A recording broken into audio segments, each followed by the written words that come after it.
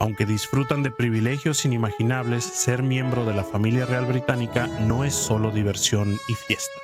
También tienen deberes reales que cumplir. Estas diversas tareas y responsabilidades mantienen ocupada a la reina Isabel II y a su familia. Pero bueno, vivir como un miembro de la realeza significa trabajar como uno. Así que hoy vamos a echar un vistazo a lo que realmente hace la familia real británica. Antes de empezar, suscríbete al canal Weird History. Después de eso, te agradeceríamos mucho si dejaras un comentario y nos dijeras sobre qué otros temas reales te gustaría escuchar. Bien, así que echa un vistazo a este video que es digno de una reina. Toda la familia real colabora. Desde que se convirtió en reina en 1952, Isabel II ha sido algo así como una trabajadora incansable de la realeza, a diferencia de ciertos miembros de la realeza que ignoraron sus responsabilidades por ser extraños o perezosos. La reina Isabel cumple diariamente con sus deberes como monarca británica y se toma su trabajo muy en serio. Desde asistir a eventos hasta realizar giras en el extranjero, estos diversos trabajos muestran cómo los miembros de la familia real trabajan como una forma de servicio público. Sin embargo, la reina no es la única de la realeza con trabajo. El príncipe Felipe ayudó a compartir sus responsabilidades durante años. Sus hijos, el príncipe Carlos, la princesa Ana, el príncipe Andrés y el príncipe Eduardo, también asumen deberes reales de tiempo completo. Como algunos nietos reales, incluidos el príncipe Guillermo, duque de Cambridge, y su hermano Enrique, duque de Sussex. Es bueno ser la reina. Pero a diferencia de lo que muchos creen, los miembros de la familia real británica no se la pasan sentados todo el día haciendo lo que quieren. De hecho, se espera que hagan cosas. Pero, ¿qué tipo de cosas? Bueno, el trabajo real generalmente significa asistir a una amplia variedad de eventos, desde actos benéficos públicos hasta reuniones privadas, inauguraciones y prácticamente todo lo que hay en medio. La reina siempre ha asumido personalmente muchos de estos compromisos, pero no es la única que puede hacerlo. Teóricamente, cualquier miembro de la familia podría asistir a estos compromisos como representante real. De hecho, en 2018, los hijos mayores de la reina, el príncipe Carlos y la princesa Ana, asistieron a más compromisos en su nombre.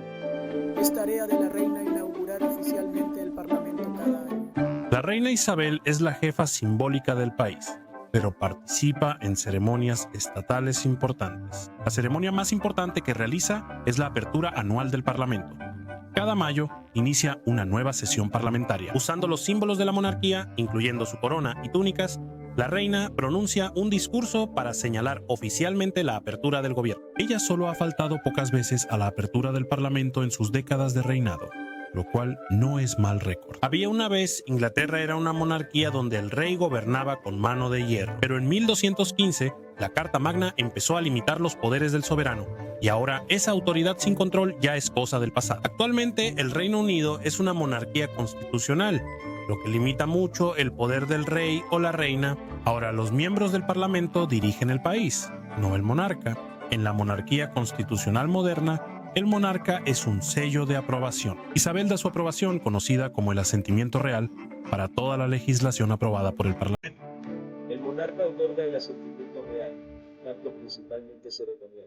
Uno de los aspectos más cruciales de la monarquía constitucional del Reino Unido es el hecho de que el monarca tradicionalmente ha sido apolítico. El rey o la reina se supone que deben trascender la política al representar a toda la nación. Por eso se espera que el monarca siempre dé el asentimiento real. Existe cierto debate sobre si la reina puede negar el asentimiento real en la era moderna. En realidad, ella solo suele seguir los consejos de sus ministros, quienes a su vez cuentan con el apoyo del Parlamento, por lo que es improbable que le sugieran negar el asentimiento. Siendo así, el tema nunca se ha presentado en la era moderna. Han pasado siglos desde que un rey o reina niega el asentimiento real. La reina Ana fue la última monarca en negar armas a las milicias escocesas en 1707. El asentimiento real puede otorgarse en una ceremonia elaborada. La reina podría aparecer personalmente en la Cámara de los Lores para ejecutar esta función, pero usualmente no lo hace. La última vez que un soberano asistió al Parlamento para esto fue en el reinado de la reina Victoria en 1854. La reina también puede nombrar comisionados de los lores que podrían anunciar que se ha concedido el asentimiento real durante una ceremonia celebrada en el Palacio de Westminster. No obstante, el asentimiento real suele otorgarse por escrito mediante cartas patentes. Reciben a 70.000 invitados en eventos reales oficiales. La realeza también debe saber organizar buenas fiestas. Decenas de miles de personas asisten a los eventos organizados por los Windsor. De hecho, la familia real estima que recibe a alrededor de 70,000 personas al año en diversas funciones oficiales. Las fiestas reales en el jardín son uno de los mayores eventos anuales, reuniendo a 30,000 personas en Londres y Edimburgo cada verano. Los eventos oficiales de la realeza son, por supuesto, solo por invitación, y los invitados a las fiestas en el jardín suelen trabajar en el servicio público. Entre las tareas que debe realizar la reina está honrar a personas distinguidas a través de ceremonias oficiales 2 veces al año, en Año Nuevo y en el cumpleaños de la reina. La reina anuncia una lista de personas que recibirán títulos de caballero y nombramientos en órdenes reales. Algunos de los honores reales incluyen la Orden del Imperio Británico. Quienes han recibido estos honores pasan por una investidura, ceremonia en la que la reina o algún otro miembro de alto rango de la familia real que actúe en su lugar les entrega una medalla. Algunas de las personas más famosas que han recibido títulos de caballero incluyen a Anthony Hopkins, Elton John, Dame Judi Dench, Alfred Hitchcock y Richard Branson. Los miembros de la familia real apoyan a cerca de 3,000 organizaciones benéficas en el mundo. Tal vez uno de los roles más importantes de la familia real es ser patrocinadores de organizaciones benéficas. Cada alto rango de la familia elige organizaciones benéficas para patrocinar. Ser patrocinador real implica ser portavoz y representante de relaciones públicas. El nombre del miembro de la familia real aporta una valiosa visibilidad a cada organización benéfica. La reina ha recaudado más de 1,000 millones de libras para organizaciones benéficas. La familia real suele apoyar organizaciones benéficas afines a sus intereses. Catalina, duquesa de Cambridge, estudió historia del arte en St. Andrews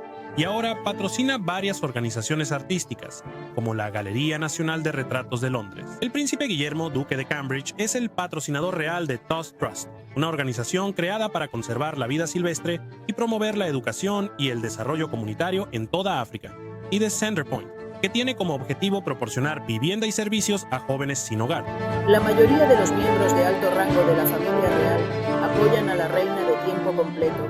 Isabel ha cumplido incansablemente como reina por décadas, pero siempre ha contado con miembros de alto rango de la familia real para compartir responsabilidades.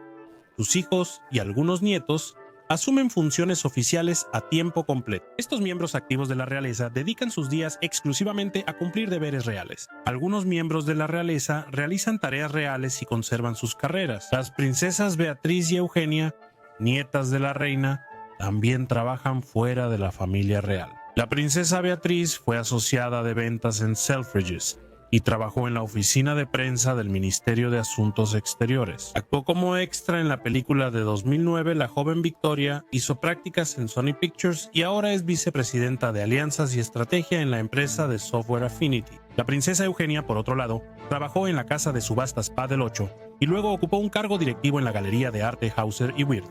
Sin embargo, ambas princesas aún cumplen funciones reales. Por su parte, el príncipe Harry y su esposa Meghan Markle renunciaron como miembros senior de la familia real. Aunque la monarca no es explícitamente una figura política, se espera que Isabel reciba con honores a personas muy importantes. Suele organizar cenas de lujo en el Palacio de Buckingham para los jefes de Estado visitantes. Estos eventos formales suelen tener menús elaborados y brindis. Muchos presidentes estadounidenses que visitan el Reino Unido en visitas oficiales de Estado han recibido este trato, incluidos los Bush y los Obama.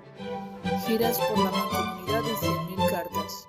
Isabel no es solo la monarca del Reino Unido, también es la jefa de la Mancomunidad de Naciones, una organización de estados que alguna vez formaron parte del Imperio Británico. Como era de esperarse, Isabel se toma el papel muy en serio. Ella ha realizado giras por la Mancomunidad a países como Australia, Jamaica y Kenia, visitando a funcionarios y civiles, para fomentar vínculos culturales, comerciales y benéficos entre los países. En décadas recientes, sus hijos y nietos han hecho giras por la Mancomunidad, como la visita del duque y la duquesa de Cambridge a Australia en 2014. Con el joven príncipe Jorge, la familia real Windsor, probablemente la más famosa del mundo, recibe montones de correspondencia cada año. Los miembros de la familia real reciben y responden en promedio a 100,000 piezas de correspondencia al año. Incluye desde cartas de admiradores hasta invitaciones a eventos. A la reina misma, uno de sus secretarios privados le muestra casi toda su correspondencia diariamente. Y de acuerdo con el sitio web oficial de la familia real, donde se puede hallar información sobre cómo escribirle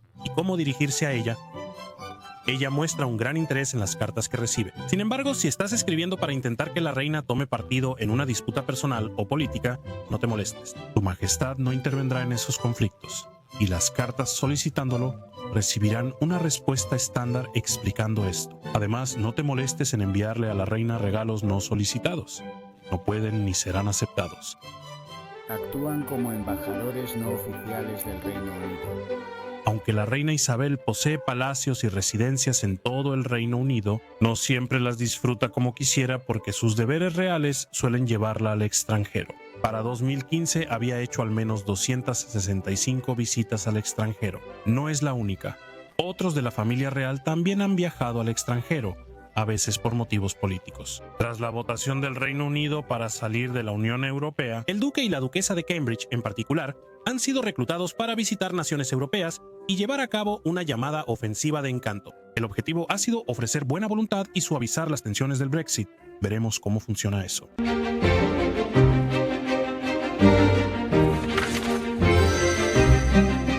Carlos II vivió de 1661 a 1700. Él fue el último de los Habsburgo españoles, una dinastía poderosa que finalmente se extinguió por el exceso de endogamia.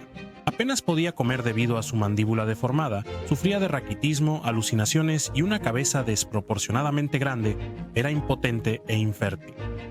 Carlos II de España, rey de uno de los imperios más grandes del mundo, estaba tan afectado por la endogamia que apenas podía hablar o caminar, y eso le costó a su reino.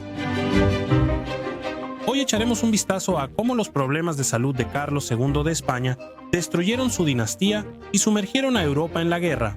Los problemas de salud de Carlos fueron causados por trastornos genéticos. En los siglos XVI y XVII, España fue gobernada por reyes de la Casa de Habsburgo. En diferentes momentos, la monarquía tuvo poder sobre un vasto imperio que incluía territorios en los Países Bajos, Bélgica y Luxemburgo, así como territorios en lo que hoy serían Alemania, Italia, Francia e incluso el norte de África. Bajo los Habsburgo, España sería la potencia militar y política dominante en Europa durante 200 años y experimentaría una especie de edad de oro en cuanto a la literatura y las artes, produciendo escritores como Miguel de Cervantes y pintores como El Greco. Aunque los Habsburgo gobernaron España con éxito, generaciones de endogamia afectaron su genética y Carlos II probablemente lo padeció. ¿Qué tan grave era? Bueno, una descripción del árbol genealógico de Carlos suena más como un tronco familiar. 2 de los bisabuelos de Carlos se casaron con sus propias sobrinas, mientras que otro se casó con su prima hermana. Debido a que sus padres estaban estrechamente emparentados, Carlos era primo de su madre y sobrino nieto de su padre. Los dejaré reflexionar sobre eso por un momento. Está bien, tu abuela también era su tía. Todo el árbol genealógico de Carlos se remonta a Felipe y Juana de Castilla, del siglo XVI. El ácido desoxirribonucleico incestuoso significaba que Carlos probablemente sufría de 2 trastornos genéticos, ambos bastante graves. El primero era la deficiencia combinada de hormonas hipofisarias, causada por una mutación en el gen necesario para producir hormonas en la glándula pituitaria. Causaba la baja estatura, infertilidad e impotencia de Carlos. También pudo causar debilidad muscular y problemas digestivos. El segundo trastorno era la acidosis tubular renal distal, causada por una mutación genética. Esta condición dificulta que los riñones eliminen el ácido a través de la orina. Eso habría causado sangre en la orina, debilidad muscular y una cabeza grande para el cuerpo. Las pinturas del rey sano ocultaban su cuerpo nutrido. Como era el rey, los pintores intentaron retratar a Carlos II como un hombre sano y fuerte. Ocultan la verdad sobre la salud de su gobernante, pero su trabajo no lo delata. Carlos sufría de ataques epilépticos que empeoraron cada vez más a medida que envejecía. También sufría constantes enfermedades como sarampión, rubéola, infecciones dentales y bronquiales, diarrea y vómitos frecuentes. También tenía la famosa mandíbula de los Habsburgo. La mandíbula prominente de Carlos le dificultaba masticar su comida. Según un enviado británico, Alejandro Stanhope, Carlos II tragaba todo lo que comía entero, porque su mandíbula inferior sobresalía tanto. Sus 2 hileras de dientes no cerraban, pero Carlos, pese a su dentadura, era un buen partido. Se casó 2 veces, primero a los 18 años y luego nuevamente a los 29. Sin embargo, no tuvo hijos en ambas ocasiones. Una esposa de Carlos afirmó que él era impotente, lo cual es comprensible por sus condiciones. A los 30 años decían que Carlos parecía un anciano, lo que no ayudaba a su autoestima. En 1698, el embajador francés Marqués de Harcourt informó a Luis XIV que Carlos tenía hinchados pies, piernas, abdomen, cara y a veces la lengua, impidiéndole hablar. Estaba tan débil que solo aguantaba fuera de la cama 1 o 2 horas. Carlos sufrió tantos males físicos que fue llamado el hechizado, reputación que mantuvo incluso tras su muerte. La corte real incluso realizó una autopsia, lo cual era poco común para la mayoría de los miembros de la realeza. Carlos II, sin embargo, fue una rara excepción. Según la autopsia, el rey hechizado tenía un corazón muy pequeño, del tamaño de un grano de pimienta, pulmones corroídos, intestinos gangrenosos, 3 piedras grandes en el riñón, un testículo negro como carbón y la cabeza llena de agua. No soy doctor, pero eso parece un diagnóstico muy malo. Estos hallazgos parecen haber sido exagerados, pero al menos te dan una buena idea de su reputación entre sus contemporáneos. Los problemas de Carlos fueron evidentes desde su infancia. Al nacer en 1661, Carlos probablemente no esperaba vivir mucho, según sus padres. Los escritos describen al bebé como alguien de cabeza grande y muy débil que seguía siendo amamantado. No todos los bebés tienen la cabeza grande. Aún así, el bebé sobrevivió. Carlos habló hasta los 4 años y caminó hasta los 8. A pesar de todas las pinturas que intentaron mostrarlo como un bebé sano, Carlos en realidad era débil y enfermizo desde el momento en que nació. Según Jacques Sanguin, un enviado del rey Luis XIV enviado para confirmar el sexo del bebé, ante los rumores de que no era un heredero varón, Carlos parecía extremadamente débil. Dijo que el niño tenía un sarpullido tipo herpes en ambas mejillas, la cabeza llena de costras y un conducto supurante bajo la oreja derecha. Este niño enfermizo heredó el trono de España a los 4 años cuando su padre murió. Incluso su familia dudaba que lograra gobernar solo, por lo que su madre fue nombrada regente del niño. Nunca es buen momento para ser campesino, pero el siglo XVII fue especialmente difícil para ellos. La producción agrícola cayó, la hambruna destruyó comunidades y epidemias arrasaron Europa. Buenos tiempos, pero los campesinos seguían mejor que los Habsburgo españoles. En un aspecto muy importante, ellos no se estaban matando a sí mismos por la endogamia intencional. El rey Felipe IV, padre de Carlos, tenía 10 años cuando sus padres le arreglaron su primer matrimonio con la hija del rey de Francia. De sus 8 hijos, solo 2 eran varones y ambos murieron antes de heredar el trono. Tras enviudar, Felipe se casó con su sobrina Mariana de Austria. La pareja tuvo 4 hijos, todos fallecieron de niños. Entre 1527 y 1661, año del nacimiento de Carlos II, las familias reales españolas tuvieron 34 hijos. Casi el 30% de ellos moría antes de cumplir 1 año y la mitad fallecía antes de los 10 años. Sorprendentemente, una de las familias más ricas del mundo tenía tasas de mortalidad peores que el español común, cuya mortalidad infantil era del 20%. Ese es el precio de mantenerlo en la familia. Los Habsburgo pretendían fortalecer su línea de sucesión. La endogamia era una práctica común entre la realeza europea, aunque cuando ellos lo hacían se le llamaba matrimonio real entre parientes.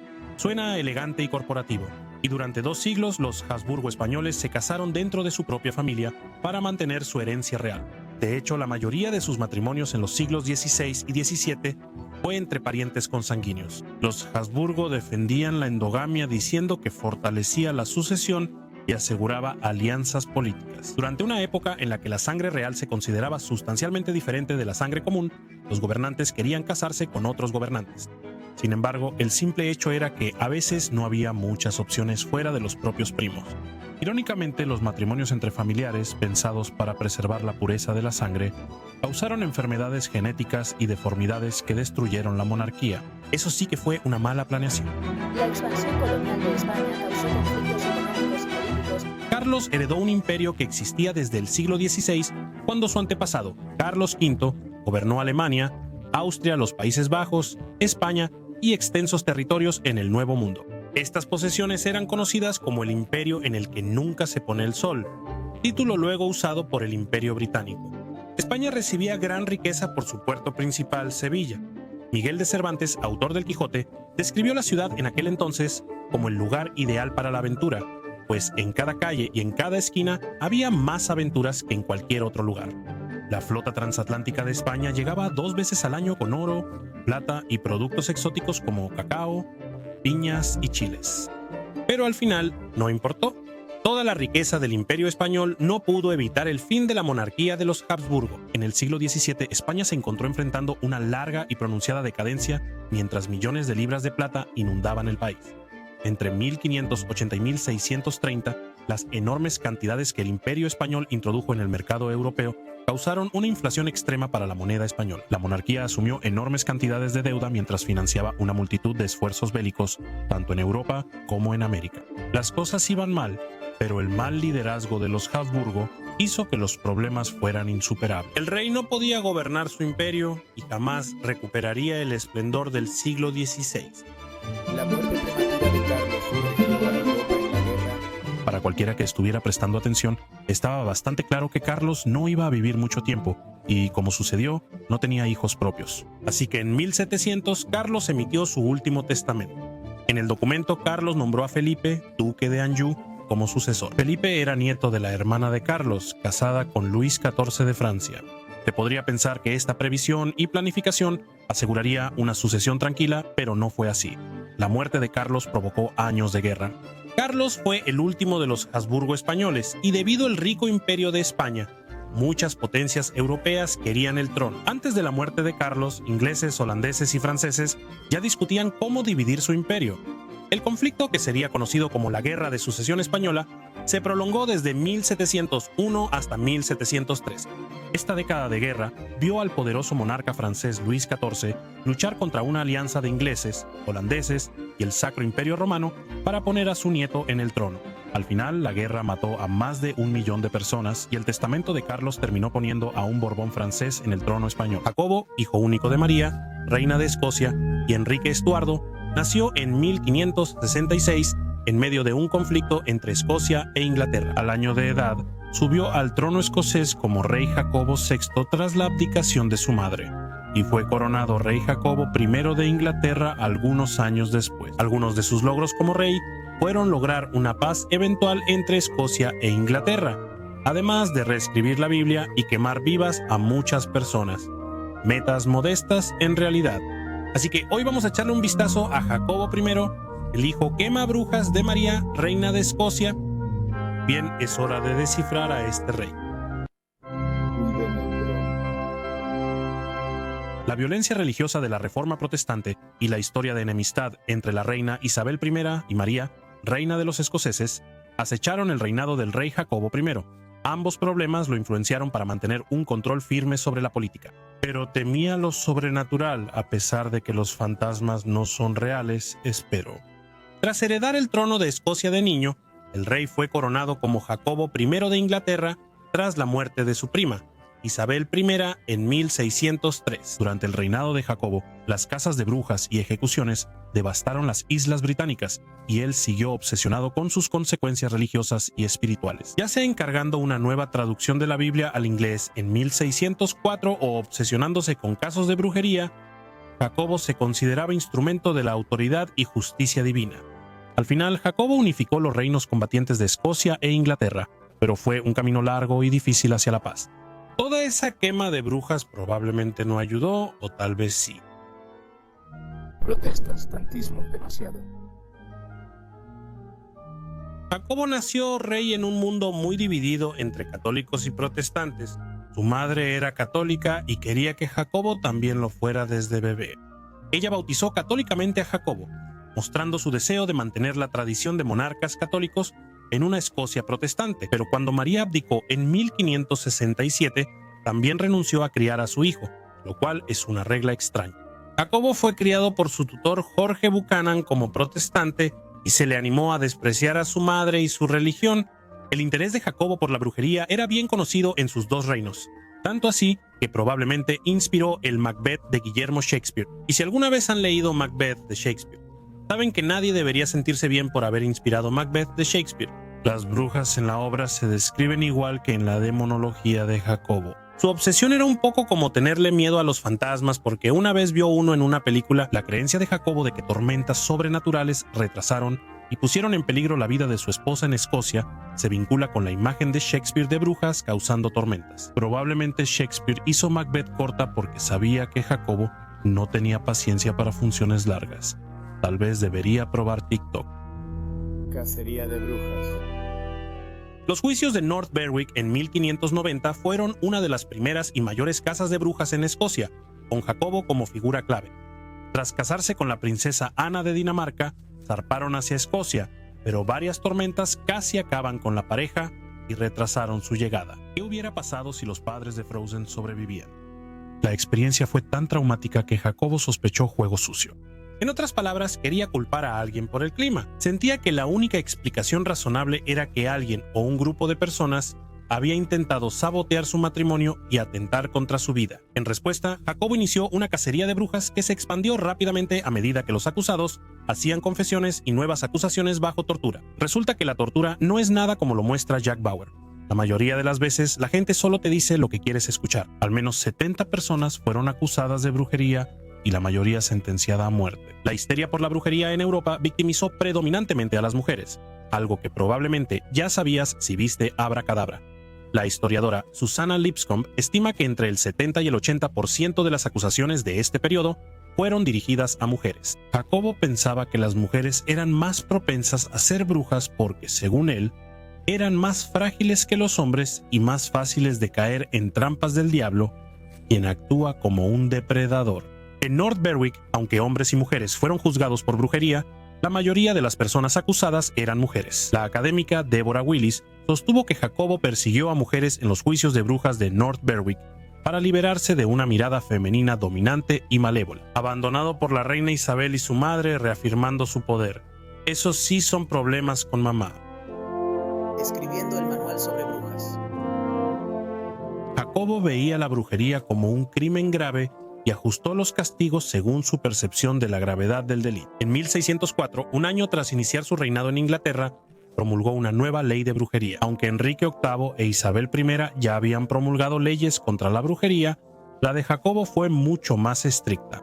Por ejemplo, las brujas condenadas eran ahorcadas sin importar si la acusada supuestamente había causado daño físico a otras personas. En los juicios de North Berwick de 1590, Jacobo pensó que fue víctima de magia. Las brujas acusadas testificaron que el diablo odiaba a Jacobo porque el rey es el mayor enemigo que tiene en el mundo. Según Donald Tyson, estos testimonios eran regalos políticos para Jacobo. Los usó para posicionarse como un caballero vengador de la fe cristiana. O sea, como el tipo de Doom, Jacobo afirmó tener autoridad divina en su cruzada contra la magia oscura que supuestamente Satanás había desatado en todo su reino. Jacobo quiso alertar sobre los peligros de la brujería. Tras los juicios de North Berwick en 1591, patrocinó la publicación de Noticias de Escocia, un panfleto que exageraba los informes y aumentaba el miedo y la paranoia hacia las brujas. Esto ayudó a Jacobo a posicionarse como un defensor de la ley y el orden contra los demonios en sus reinos, como el tipo de Doom. Y también vendiera Biblias. El juicio de las brujas de North Berwick despertó la imaginación de Jacobo y lo convenció de que las brujas eran un peligro claro y presente. Los hechos lo motivaron a escribir sobre la brujería y cómo tratar a sus practicantes. La demonología se publicó en Escocia en 1597 y en Inglaterra 6 años después. El texto identificaba de manera exhaustiva diferentes tipos de actividades y sucesos sobrenaturales. Acusaciones falsas. Jacobo se involucró en juicios de brujería por su fascinación por lo sobrenatural y su papel como guardián contra lo oculto. En esta posición se decía que él podía descubrir, gracias a su propia habilidad, imposturas notorias. Uno de los casos más notorios involucró a Anna Gunther, una mujer que afirmó estar poseída por demonios a principios del siglo XVII. Jacobo se interesó tras las acusaciones de Gunther sobre personas que la habían embrujado y la entrevistó para conocer su historia. Jacobo hizo que la mujer confesara que todo era un engaño. Fue una artimaña ideada entre Ana y su padre para vengarse de las personas que creían que les habían hecho daño.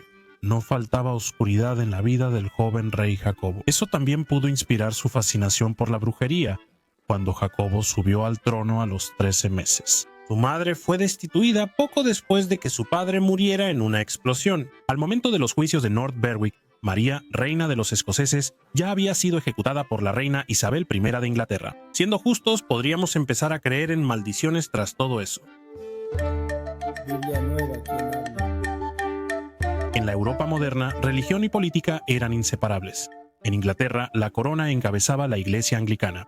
Además, los ministros y rebeldes a veces usaban pasajes bíblicos para cuestionar la autoridad de los reyes y reinas. Había muchas traducciones no oficiales de la Biblia al inglés y no todas eran iguales. La Biblia de Ginebra, por ejemplo, era subversiva porque tenía anotaciones al margen que criticaban a la realeza. Esa es la Biblia divertida. Al encargar una nueva Biblia, Jacobo esperaba poder justificar su autoridad monárquica en el texto religioso al estandarizar el lenguaje y hacerlo libre de comentarios subversivos. Además, Jacobo espera que la nueva traducción sea la única Biblia para unir el protestantismo en Inglaterra y Escocia y reforzar su legitimidad política. Así se creó la Biblia del rey Jacobo, una de las versiones más conocidas hasta hoy. Aunque su nombre lo sugiere, la Biblia del rey Jacobo no fue creada solo por él. Más bien, Jacobo reunió a un grupo diverso de expertos en lenguas para crear la nueva traducción. Sin embargo, los traductores no decidieron al final. Así sucede al trabajar para un rey. Tras crear una versión adecuada, comités religiosos y reales debieron aprobarla, y la aprobación final la dio el monarca. En total, la nueva traducción tardó 7 años en completarse. Reescribir la religión para adaptarla a tus necesidades reales es una tradición larga y conocida. Solo miren a Enrique VIII. La unificación. El reinado de Jacobo pudo haber dividido a sus súbditos con etiquetas como católico, protestante, bruja y hechicero, pero su mayor legado fue la unidad. Unió las monarquías escocesa e inglesa al ascender a ambos tronos en sucesión relativamente rápida. Aún antes de las guerras de independencia de Escocia en los siglos XIII y XIV, Inglaterra y Escocia ya eran países distintos, cada uno con su monarquía, iglesia y sistemas legales y educativos. Además, los dos reinos compartían una historia marcada por la guerra. Aunque se convirtió en el rey Jacobo VI de Escocia en 1567, Jacobo también tenía un fuerte derecho al trono inglés gracias a la ascendencia real de su madre y su padre. Cuando la reina Isabel I de Inglaterra falleció en 1603, nombró a su primo Jacobo como su heredero. La unión de las coronas fue un paso importante hacia la unificación política. Puede que solo haya logrado la paz gobernando ambos países y ejecutado a muchos por sus supersticiones. Pero no se puede discutir con los resultados. Puede que la reina Isabel I haya sido virgen, pero lo que muchos no saben es que fue una de las gobernantes más despiadadas y trascendentes de Inglaterra. Una líder imponente para algunos, una imperialista sin piedad para otros. Está claro que nuestra querida Isabel destaca en el linaje de la monarquía inglesa. Hoy vamos a explorar por qué Isabel I fue la gobernante más dura que Inglaterra haya visto. Era la soltera por excelencia. La Inglaterra que Isabel heredó en 1558 no era perfecta. Su padre, Enrique VIII, hizo lo que ningún otro monarca antes que él. Él expandió la monarquía al romper con la Iglesia Católica y convertir a Inglaterra en un país protestante. Y digamos que no fue una ruptura fácil. Esa ruptura religiosa con Europa tuvo efectos profundos y llevó a conflictos entre católicos y protestantes. Inglaterra era un desastre inestable y necesitaba urgentemente una jefa imperialista obsesionada con la marina que no aguantaba tonterías. Tras la muerte de su padre, Isabel asumió el trono siendo joven y sin haber esperado ser reina. No lo parecía, pero estaba a la altura. Isabel rara vez salía con hombres y no le gustaba el matrimonio, especialmente tras la política matrimonial de su padre y su media hermana, la reina María I. Su padre tuvo 6 esposas, y el matrimonio de María con un rey español causó gran indignación en los ingleses. Eso sí es drama. Además, la situación de Isabel era delicada, pues como mujer podía perder su independencia y ya muchos dudaban de su capacidad para gobernar. Casarse con un príncipe extranjero era política exterior, con un súbdito, política interna. Y además, salir con alguien es difícil en general. ¿Se imaginan cuánto más difícil sería si fueras literalmente una reina? En lugar de casarse, Isabel se autodenominó la Reina Virgen y dijo célebremente: "Aquí solo tendré una señora y ningún amo".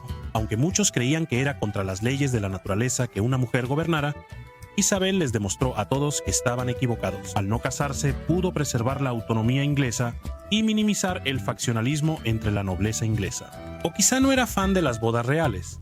De cualquier forma, su soltería benefició a Isabel y a Inglaterra. Desafió las probabilidades para heredar el trono. En realidad, nunca se supuso que Isabel heredaría el trono. Ella era la segunda hija de su padre, al menos oficialmente. Aunque nació legítima en 1533, su posición en la familia real cambió rápidamente cuando su madre, Ana Bolena, cayó en desgracia y fue decapitada en 1536. Como su madre fue ejecutada, eso hizo que Isabel se volviera ilegítima y por lo tanto era poco probable que alguna vez heredara el trono. Muchos creían que ella no sería reina, sobre todo tras el nacimiento del hijo de su padre en 1537. La descendencia de Enrique VIII crecía, relegando a su hija pelirroja e ilegítima cada vez más en la línea sucesoria. Pero en un giro inesperado, el hermano menor de Isabel murió en 1553. De repente la corona pasó a su hermana María, lo que hizo que Isabel subiera en la escala social. Cuando María se casó con Felipe de España, no tuvo hijos y nombró heredera a su media hermana menor. Cuando Isabel finalmente se convirtió en reina en 1558, lo logró porque era la última heredera de Enrique VIII que quedaba en pie. Fue realmente una situación de ganar la corona lenta pero segura. Tenía una lista negra y que Dios te ayudara si estabas en ella. No hay furia como la de una reina enojada.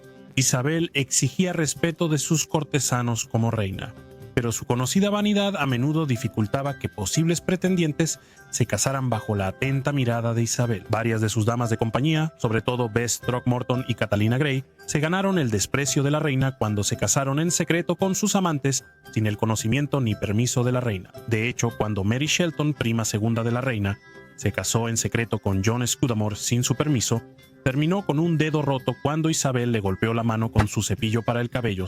Sí, oyeron bien. La reina Isabel I era una maníaca del control que daba cepillazos y manejaba los matrimonios de todos sus amigos. Cosas normales. Hombres y mujeres tenían igual probabilidad de entrar en la lista negra. El explorador Sir Walter Raleigh gozó y perdió el favor de Isabel. El apuesto y obstinado Robert Devereux, conde de Essex, agotó su paciencia y desafió sus órdenes de forma tan incesante y traicionera que terminó perdiendo la cabeza. Ups, híjole. De hecho, ella fomentó formas de piratería.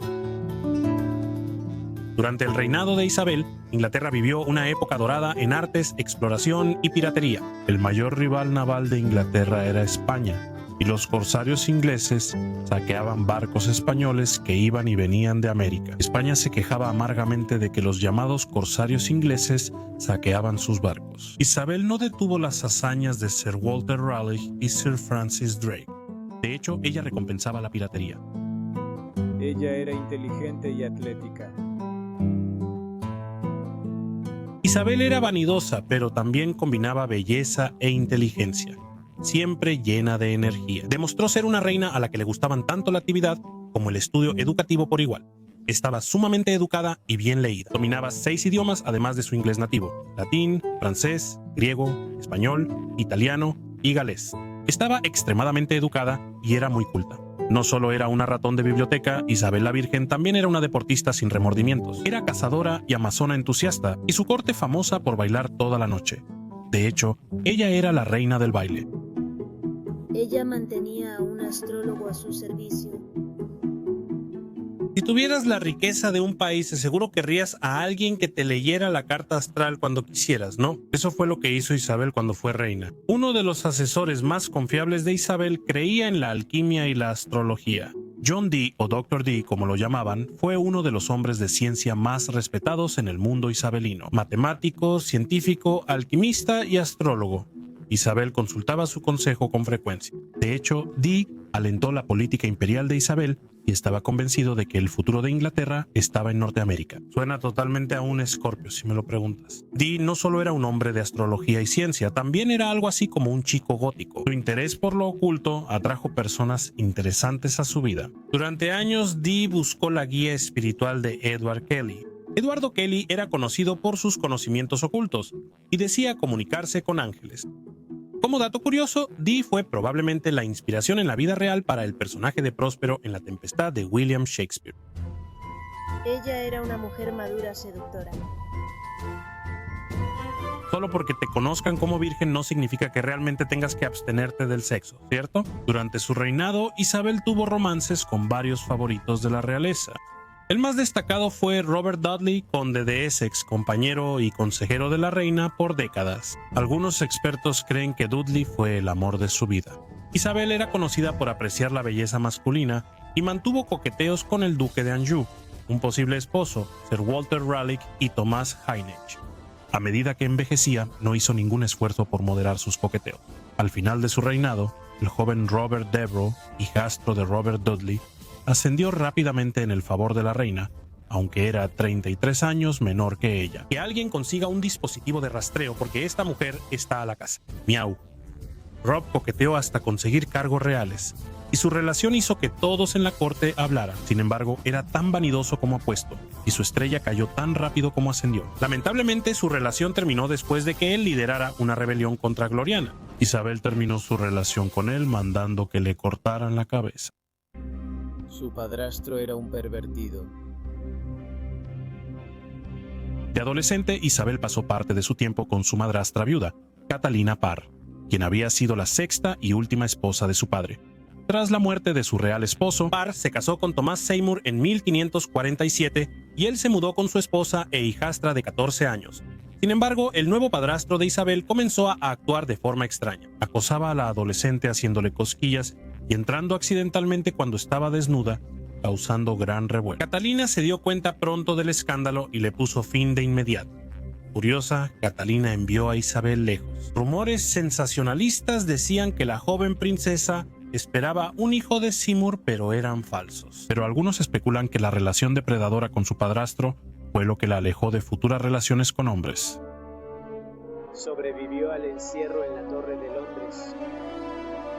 En 1554, la hermana de Isabel, María, quien era la reina de Inglaterra en ese momento, comenzó a sospechar profundamente de su hermana menor. Tras la rebelión de Wyatt, María temía que Isabel pudiera usurpar el trono. Como resultado, María encarceló a su hermana en la Torre de Londres durante varios meses en la primavera de 1554.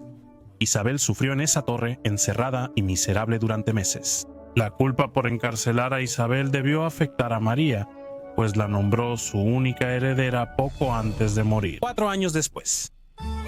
Apoyó las artes y dio a su nación una edad de oro literaria. La era isabelina fue una época dorada en Inglaterra donde florecieron las artes literarias. Esto se debe en gran parte al hecho de que Inglaterra estuvo relativamente en paz durante el reinado de Isabel. Debido a la paz en toda la tierra, Shakespeare probó con obras de teatro y Sir Edmund Spenser intentó la poesía. Isabel también creó una corte literaria, donde muchos cortesanos, como Sir Philip Sidney y Thomas Sackville, eran poetas. Jefa de espías y complots de asesinato. Desde que Isabel subió al trono en circunstancias improbables, era lógico que se sintiera algo paranoica sobre su poder. La inteligencia era clave para su seguridad, así que tenía un maestro de espías cerca. Sir Francis Walsingham era un protestante ferviente y gran parte de su inteligencia estaba destinada a limitar la influencia de la España católica, y tenía espías colocados por todo el país. Walsingham colaboraba con sus agentes para codificar y descifrar cartas, un auténtico James Bond del siglo XVI. El complot de Babington en 1586 fue un intento de asesinar a Isabel I para reemplazarla por su prima católica, María, la reina exiliada de Escocia, también conocida como María Stuart. El complot de Babington buscaba permitir la invasión española a Inglaterra. El complot, planeado por Anthony Babington y John Ballard, fue descarado y traicionero. Francis Walsingham, maestro de espías de Isabel, usó el espionaje para descubrir y frustrar el complot. Sin embargo, esto causó la ejecución de María, reina de los escoceses. María fue atraída al complot por el propio Walsingham, quien, al estilo de un agente doble, la involucró en el plan para poder obtener pruebas. Ella representaba una amenaza tangible para el trono de Isabel. Astuto, lo amas o lo odias. Está claro que la reina Isabel I, durante su reinado en Inglaterra, restauró a la nación caótica y llena de conflictos al estatus de un imperio poderoso. Entre la construcción de su armada y el fomento de las artes fue inspiradora. Está claro que Isabel I ha consolidado para siempre su lugar en la historia como una de las reinas más memorables y duras de todos los tiempos. Gracias en gran parte a Shakespeare, el rey Ricardo III de Inglaterra es recordado como un jorobado cruel y calculador que hizo todo lo necesario para asegurarse el poder. Nacido en 1452, Ricardo asumió el trono y el poder, pero su reinado fue breve. Solo 2 años después, Enrique Tudor derrotaría a Ricardo en la batalla de Bosworth. Ansioso por legitimar la dinastía Tudor, los propagandistas denunciaron a Ricardo como un usurpador diabólico. Pero ¿quién fue el verdadero Ricardo III? Hoy veremos algunas cosas que quizá no sabías sobre Ricardo III, el rey más odiado de la historia. Probablemente no era jorobado. Gracias al bardo, Ricardo III suele recordarse como un hombre de brazo marchito, cuya maldad se reflejaba teatralmente en su joroba y deformidad. En la vida real, una discapacidad no proviene de la maldad interna, y en el caso de Ricardo III no hay evidencia histórica que respalde que fuera jorobado. De hecho, la evidencia que tenemos sugiere lo contrario. Ricardo no tenía deformidades físicas significativas de las que tengamos que hablar. Sus huesos, hallados en 2012, muestran que pudo tener escoliosis con leve curvatura en la columna. Pero eso es todo. Este padecimiento solo habría hecho que Ricardo fuera bajo de estatura y con hombros desiguales, no el monstruoso jorobado de la historia popular. Su cuerpo fue descubierto en un estacionamiento. Tras ser despedazado en la batalla de Bosworth Field en 1485, el paradero del cuerpo de Ricardo III se perdió en la historia. Sin embargo, 528 años después, en febrero de 2013, arqueólogos de la Universidad de Leicester anunciaron que hallaron los restos de Ricardo. ¿Dónde estuvo enterrado el rey todo ese tiempo? Resulta que estaba debajo de un estacionamiento del ayuntamiento de Leicester. Estacionarse por más de 24 horas sí que va a salir caro. Por supuesto, no era un estacionamiento cuando lo enterraron. En la época de la muerte de Ricardo, el lugar era el hogar de la iglesia de los frailes grises. Así que tiene sentido que el cuerpo del rey haya sido enterrado en secreto en un lugar así justo después de la batalla. Sin embargo, resulta algo incongruente que siglos después los arqueólogos desenterraran a un famoso miembro de la realeza, protagonista de una obra de Shakespeare, bajo un estacionamiento común. La sangre de sus sobrinos podría estar en sus manos. En su época, Ricardo era conocido como un monarca relativamente competente y posiblemente un asesino de niños. Sí, hasta hoy los historiadores siguen debatiendo uno de los mayores misterios del siglo XV. ¿Realmente Ricardo III ordenó matar a sus sobrinos? Y aunque es poco probable que Ricardo mismo haya matado a los niños mientras dormían, bien pudo haber mandado eliminar a los dos jóvenes en su nombre. Estos son los hechos. Después de arrebatarle el trono a su sobrino de 12 años, Ricardo tenía un nuevo problema. ¿Qué hacer con Eduardo y con su hermano de 9 años, Ricardo, duque de York? En 1483, Ricardo finalmente decidió. Como era común entre los monarcas ingleses de la época, Ricardo encerró a los niños en la Torre de Londres. Quizás intuyendo que tener a dos niños encerrados solo para robarles su derecho de nacimiento no sería bueno para las relaciones públicas. Ricardo anunció que lo hacía por su propia protección. Los dos niños desaparecieron del registro histórico. Las teorías actuales sobre lo que les pasó a los dos príncipes en la torre incluyen todo lo que puedas imaginar. La mayoría de los historiadores cree que Ricardo los eliminó para asegurar su poder. Curiosamente, en 1674, unos trabajadores que remodelaban parte de la Torre de Londres descubrieron los esqueletos de dos niños bajo unas escaleras. Parecían del tamaño adecuado para ser los príncipes, y el rey Carlos II luego ordenó enterrarlos en la abadía de Westminster bajo esa suposición. Sin embargo, los historiadores tienen razones para dudar, especialmente porque esqueletos de niños ya se habían hallado antes en una cámara antigua que estaba completamente sellada. No suena como un buen lugar para crecer. Ricardo murió a manos de tropas que lo traicionaron. Cuando Enrique Tudor llegó a Inglaterra, tenía un derecho al trono, pero también tenía muchas menos tropas que Ricardo. Siendo así, Ricardo III estaba sumamente seguro de que finalmente aplastaría al joven advenedizo y aseguraría su mandato, pero no fue así. En realidad, la marea se estaba volviendo en contra de Ricardo. La influyente familia Stanley fue en su tiempo fiel seguidora de Ricardo y su causa, pero al notar la dirección del viento cambiaron de bando repentinamente. Poco antes de la batalla de Bosworth Field, que ocurrió el 22 de agosto de 1485, y por lo que dicen todo iba bastante bien para el rey, hasta que los Stanleys lideraron una carga que acabó con Ricardo. La muerte de Ricardo fue absolutamente brutal. Recibió al menos 11 golpes antes de caer. Ricardo fue el último rey inglés en morir en batalla. Ricardo III se distingue por representar dos hitos finales significativos en la historia de la monarquía inglesa. Por un lado, fue el último rey Plantagenet, una dinastía real que había gobernado Inglaterra desde el siglo XII. Fue tan fracasado que acabó con toda su línea familiar. Pero más allá de eso, tiene otra distinción. Fue el último rey inglés en morir en batalla. Hay honor en eso, pero también eres quien hizo que cada monarca después dudara. ¿Realmente quiero ir a la batalla? No siempre sale bien. Ricardo fue acusado de matar a su esposa. La esposa de Ricardo, Anna Neville, murió en marzo de 1485. Aunque los historiadores no coinciden sobre la causa, generalmente se cree que la tuberculosis fue la más probable. Sin embargo, casi inmediatamente después de su fallecimiento, comenzaron a circular rumores de que Ricardo no solo había envenenado a su esposa, sino que lo había hecho para casarse con su propia sobrina, Isabel de York. Y ciertamente es verdad que el matrimonio estaba en su mente. Como rey, Ricardo entendería que necesitaba volver a casarse para tener un heredero legítimo que lo sucediera. Después de todo, ya tenía 32 años en una época en la que la esperanza de vida promedio era de solo 35. Pero fueran cuales fueran sus planes iniciales, haya matado o no a su esposa, nunca intentó nada con su sobrina. En su lugar, le hizo una oferta a la princesa Juana de Portugal. Sin embargo, el cortejo se complicó cuando Ricardo murió en batalla. Destaca su labor administrativa. Ricardo III reinó Inglaterra solo 2 años, de 1483 a 1485.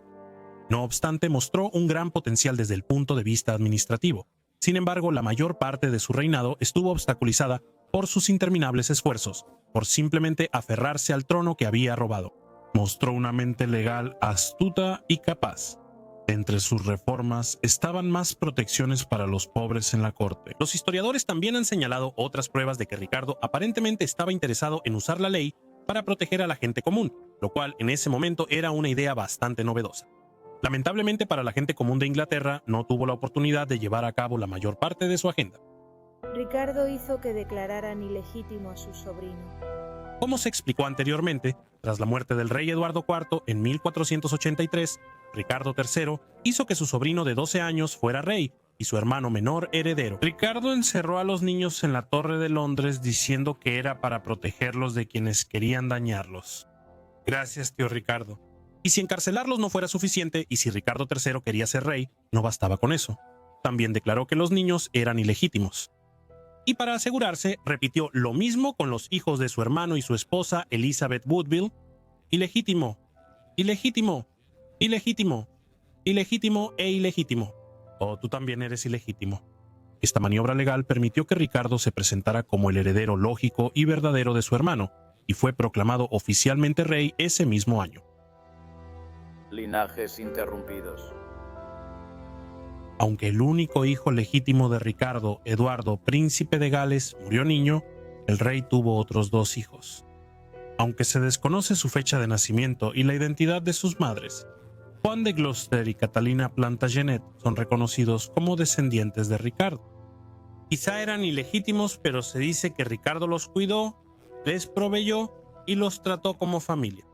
A pesar de estas posibles pretensiones dinásticas, el linaje de Ricardo III murió con sus hijos. En cuanto a Juan y Catalina, nada es seguro. Es posible que Enrique VII terminara ejecutando a Juan, ya que fuera legítimo o no, era el hijo del rey derrotado, mientras que Catalina murió sin descendencia. Amante del vino y la carne extranjeros. El hallazgo de la tumba de Ricardo en 2012 permitió a los investigadores conocer más sobre su vida.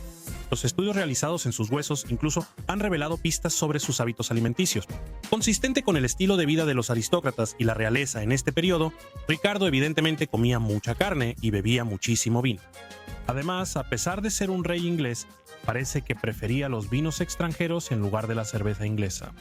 Otra prueba reveló que literalmente estaba lleno de lombrices, no del tipo de la muerte y descomposición. Después de tomar muestras de suelo de la región cerca de su abdomen, los investigadores determinaron que el ilustre rey de Inglaterra había estado afligido durante su vida por lombrices intestinales. Su caso de parásitos no era en absoluto anormal. En la Baja Edad Media, la higiene era mala para plebeyos y realeza, y muchos tenían lombrices intestinales. Ricardo tiene un club de fans. Tras la derrota de Ricardo III, la memoria popular lo imaginó como un gobernante corrupto y malvado. Pero en realidad, muchas personas creen que Ricardo ha recibido una mala reputación de manera injusta. De hecho, toda una sociedad existe ahora para limpiar su nombre. Fundada en 1924, la Sociedad Internacional Ricardo III indica cuán extendida se ha vuelto la popularidad de Ricardo en las últimas décadas. podrían tener razón al decir que Ricardo recibió una mala reputación que no merecía. O tal vez solo era el tipo de persona que resultaba mucho más fácil de querer después de que se había ido. María Estuardo, mejor conocida como María Reina de Escocia, vivió el tipo de vida tumultuosa con la que los biógrafos solo pueden soñar. María fue nombrada monarca de un país pocos días después de nacer. Durante sus 44 años en la Tierra, acumuló muchos conflictos, intrigas y traiciones. Así que hoy vamos a repasar todo lo que tuvo que suceder para que María, reina de los escoceses, fuera ejecutada frente a 500 personas. Bien, es hora de descubrir por qué hay algo especial en María. Jóvenes e impacientes. María Estuardo nació en diciembre de 1542 y fue la única hija legítima sobreviviente del rey Jacobo V de Escocia. Él también tuvo varios hijos ilegítimos, como solían tener los reyes en esa época. Luego hablaremos de ellos. Cuando María tenía 6 días, su padre Jacobo murió, posiblemente por el estrés tras la derrota escocesa ante los ingleses en la reciente batalla de Solway Moss, o posiblemente por una infección que contrajo al beber agua contaminada. De todas formas, la pequeña María fue nombrada reina de Escocia como sucesora. Era mucho para una bebé. Pero antes de que hubiera definido alguna postura política, sinceramente, antes de que pudiera decir su primera palabra, el reinado de María ya era polémico debido a la división religiosa entre el catolicismo y el protestantismo que estaba dividiendo el centro de Europa. El tío de Jacobo V era Enrique VIII, el monarca Tudor, y una leyenda de la historia extraña, quien rompió con la Iglesia Católica en la década de 1530 y se declaró a sí mismo como el jefe de la Iglesia de Inglaterra. Jacobo no siguió el mismo camino, pero aprovechó la situación para obtener favores del Papa y otros gobernantes católicos en Europa. Tras la muerte de Jacobo, el cardenal David Beaton intentó tomar la regencia de Escocia para mantener el país en el catolicismo, pero el cargo finalmente fue para el protestante Jacobo Hamilton, segundo conde de Arran. Cuando Escocia e Inglaterra firmaron el Tratado de Greenwich en 1543, se acordó que al cumplir 10 años, María se casaría con Eduardo, hijo y heredero de Enrique VIII, creando una unión permanente entre ambas naciones. De nuevo, parece que estamos apostando mucho por este bebé. Pero el Parlamento de Escocia rechazó el tratado, lo que llevó a una campaña militar conocida como el Cortejo Brusco, en la que Enrique intentó obligar al país a aceptar la unión entre María y Eduardo. Tras el asesinato del cardenal Beaton y las pérdidas escocesas en la batalla de Pinkie en 1547, los tutores y regentes de María pidieron ayuda al rey Enrique II de Francia. Él aceptó casar eventualmente a su hijo, el rey de Francia, con María cuando ambos llegaran a la edad adulta. El Parlamento escocés aprobó la unión en 1548, cuando María tenía solo 5 años. Vete a Francia. En Inglaterra, Enrique VIII murió en 1547 a los 55 años. Le sucedió su hijo Eduardo VI. Pero a los 15 años contrajo una enfermedad misteriosa y luego falleció en 1553. Después de una breve crisis de sucesión, la hija mayor de Enrique VIII, la católica María la I, fue coronada en octubre de ese año. Esto significa que ahora tenemos varios reyes llamados Enrique y 2 reinas llamadas María. Así que solo recuerden, principalmente estamos hablando de la otra. María Estuardo es de Escocia, Enrique II de Francia y Enrique VIII de Inglaterra. ¿Está claro? Perfecto, sigamos adelante. María Estuardo vivió en la corte de Enrique II en Francia desde los 5 hasta los 18 años. La acompañaban 2 medio hermanos ilegítimos, varias hijas de nobles escoceses de su edad y la media hermana de su padre, Lady Fleming, nombrada su institutriz. De joven adulta, María también pasó mucho tiempo con su abuela materna, Antonieta de Borbón, conocida por sus amigos como Tony Whiskey, quien se convirtió en una asesora clave. María recibió una educación completa en Francia y era la favorita de muchos adultos en la corte, aunque era odiada por la esposa de Enrique II, la infame Catalina de Medici. Siendo justos, no está claro si Catalina de Medici le agradaba a alguien. En 1558, tras firmar un acuerdo secreto para ceder sus derechos sobre Escocia e Inglaterra a los franceses, si su matrimonio no producía un heredero, María y Francisco se casaron en la Catedral de Notre Dame. María la I, llamada María la Sanguinaria por perseguir protestantes y tratar de acabar con la Reforma inglesa, murió en noviembre de 1558, y se dice que aparece si dices su nombre frente a un espejo. El testamento de Enrique VIII excluía a los Estuardo del trono inglés, así que tras María la Sanguinaria, su media hermana protestante Isabel la I la sucedió. Muchos católicos vieron esto como ilegítimo, y que María Estuardo, la descendiente mayor sobreviviente del padre de Enrique, Enrique VII y Margarita Tudor, era la verdadera reina. Enrique II de Francia aceptó y proclamó a su hijo Francisco y a su nuera María como legítimos monarcas de Inglaterra. Es bueno ser la reina. Cuando Enrique II murió al año siguiente por lesiones relacionadas con las justas, algo muy real a lo que la gente se enfrentaba antes de que los gladiadores americanos elevaran el deporte, Francisco y María, aún adolescentes, fueron coronados rey y reina de Francia. Esto hizo que dos de los tíos y asesores cercanos de María, el duque de Guisa y el cardenal de Lorena, se volvieran de repente muy poderosos e influyentes en la política francesa. Por un tiempo breve, pareció que una nueva alianza franco-escocesa podría restaurar el catolicismo en las Islas Británicas. Mientras tanto, una alianza franco-americana podría introducir los espaguetios. Pero este periodo resultaría ser de corta duración. La corte francesa se distrajo temporalmente por un levantamiento protestante conocido como el Tumulto de Amboise. El esposo de María, el rey Francisco II de Francia, murió en diciembre de 1560 por una infección de oído, una forma menos heroica de morir que por heridas de justas. María regresó a Escocia en agosto de 1561, pero no conocía el país, su gente ni su política, ya que había pasado casi toda su vida en Francia. Ella, católica reconocida, asumió el control de un país con fuerte facción protestante, incluyendo a la reina de Inglaterra, con quien llevaba años en lucha de poder desde lejos. Sorprendentemente, María no impuso agresivamente el catolicismo a sus súbditos, sino que fue más relajada al respecto. Ella mantuvo el grupo de consejeros de su predecesor, conocido como el Consejo Privado, en lugar de reemplazarlos por sus propios confidentes. María mantuvo como principal consejero al protestante conde de Moray, su medio hermano ilegítimo. Estas acciones hicieron que María se ganara algo de cariño de sus súbditos. Ese gato Darnley.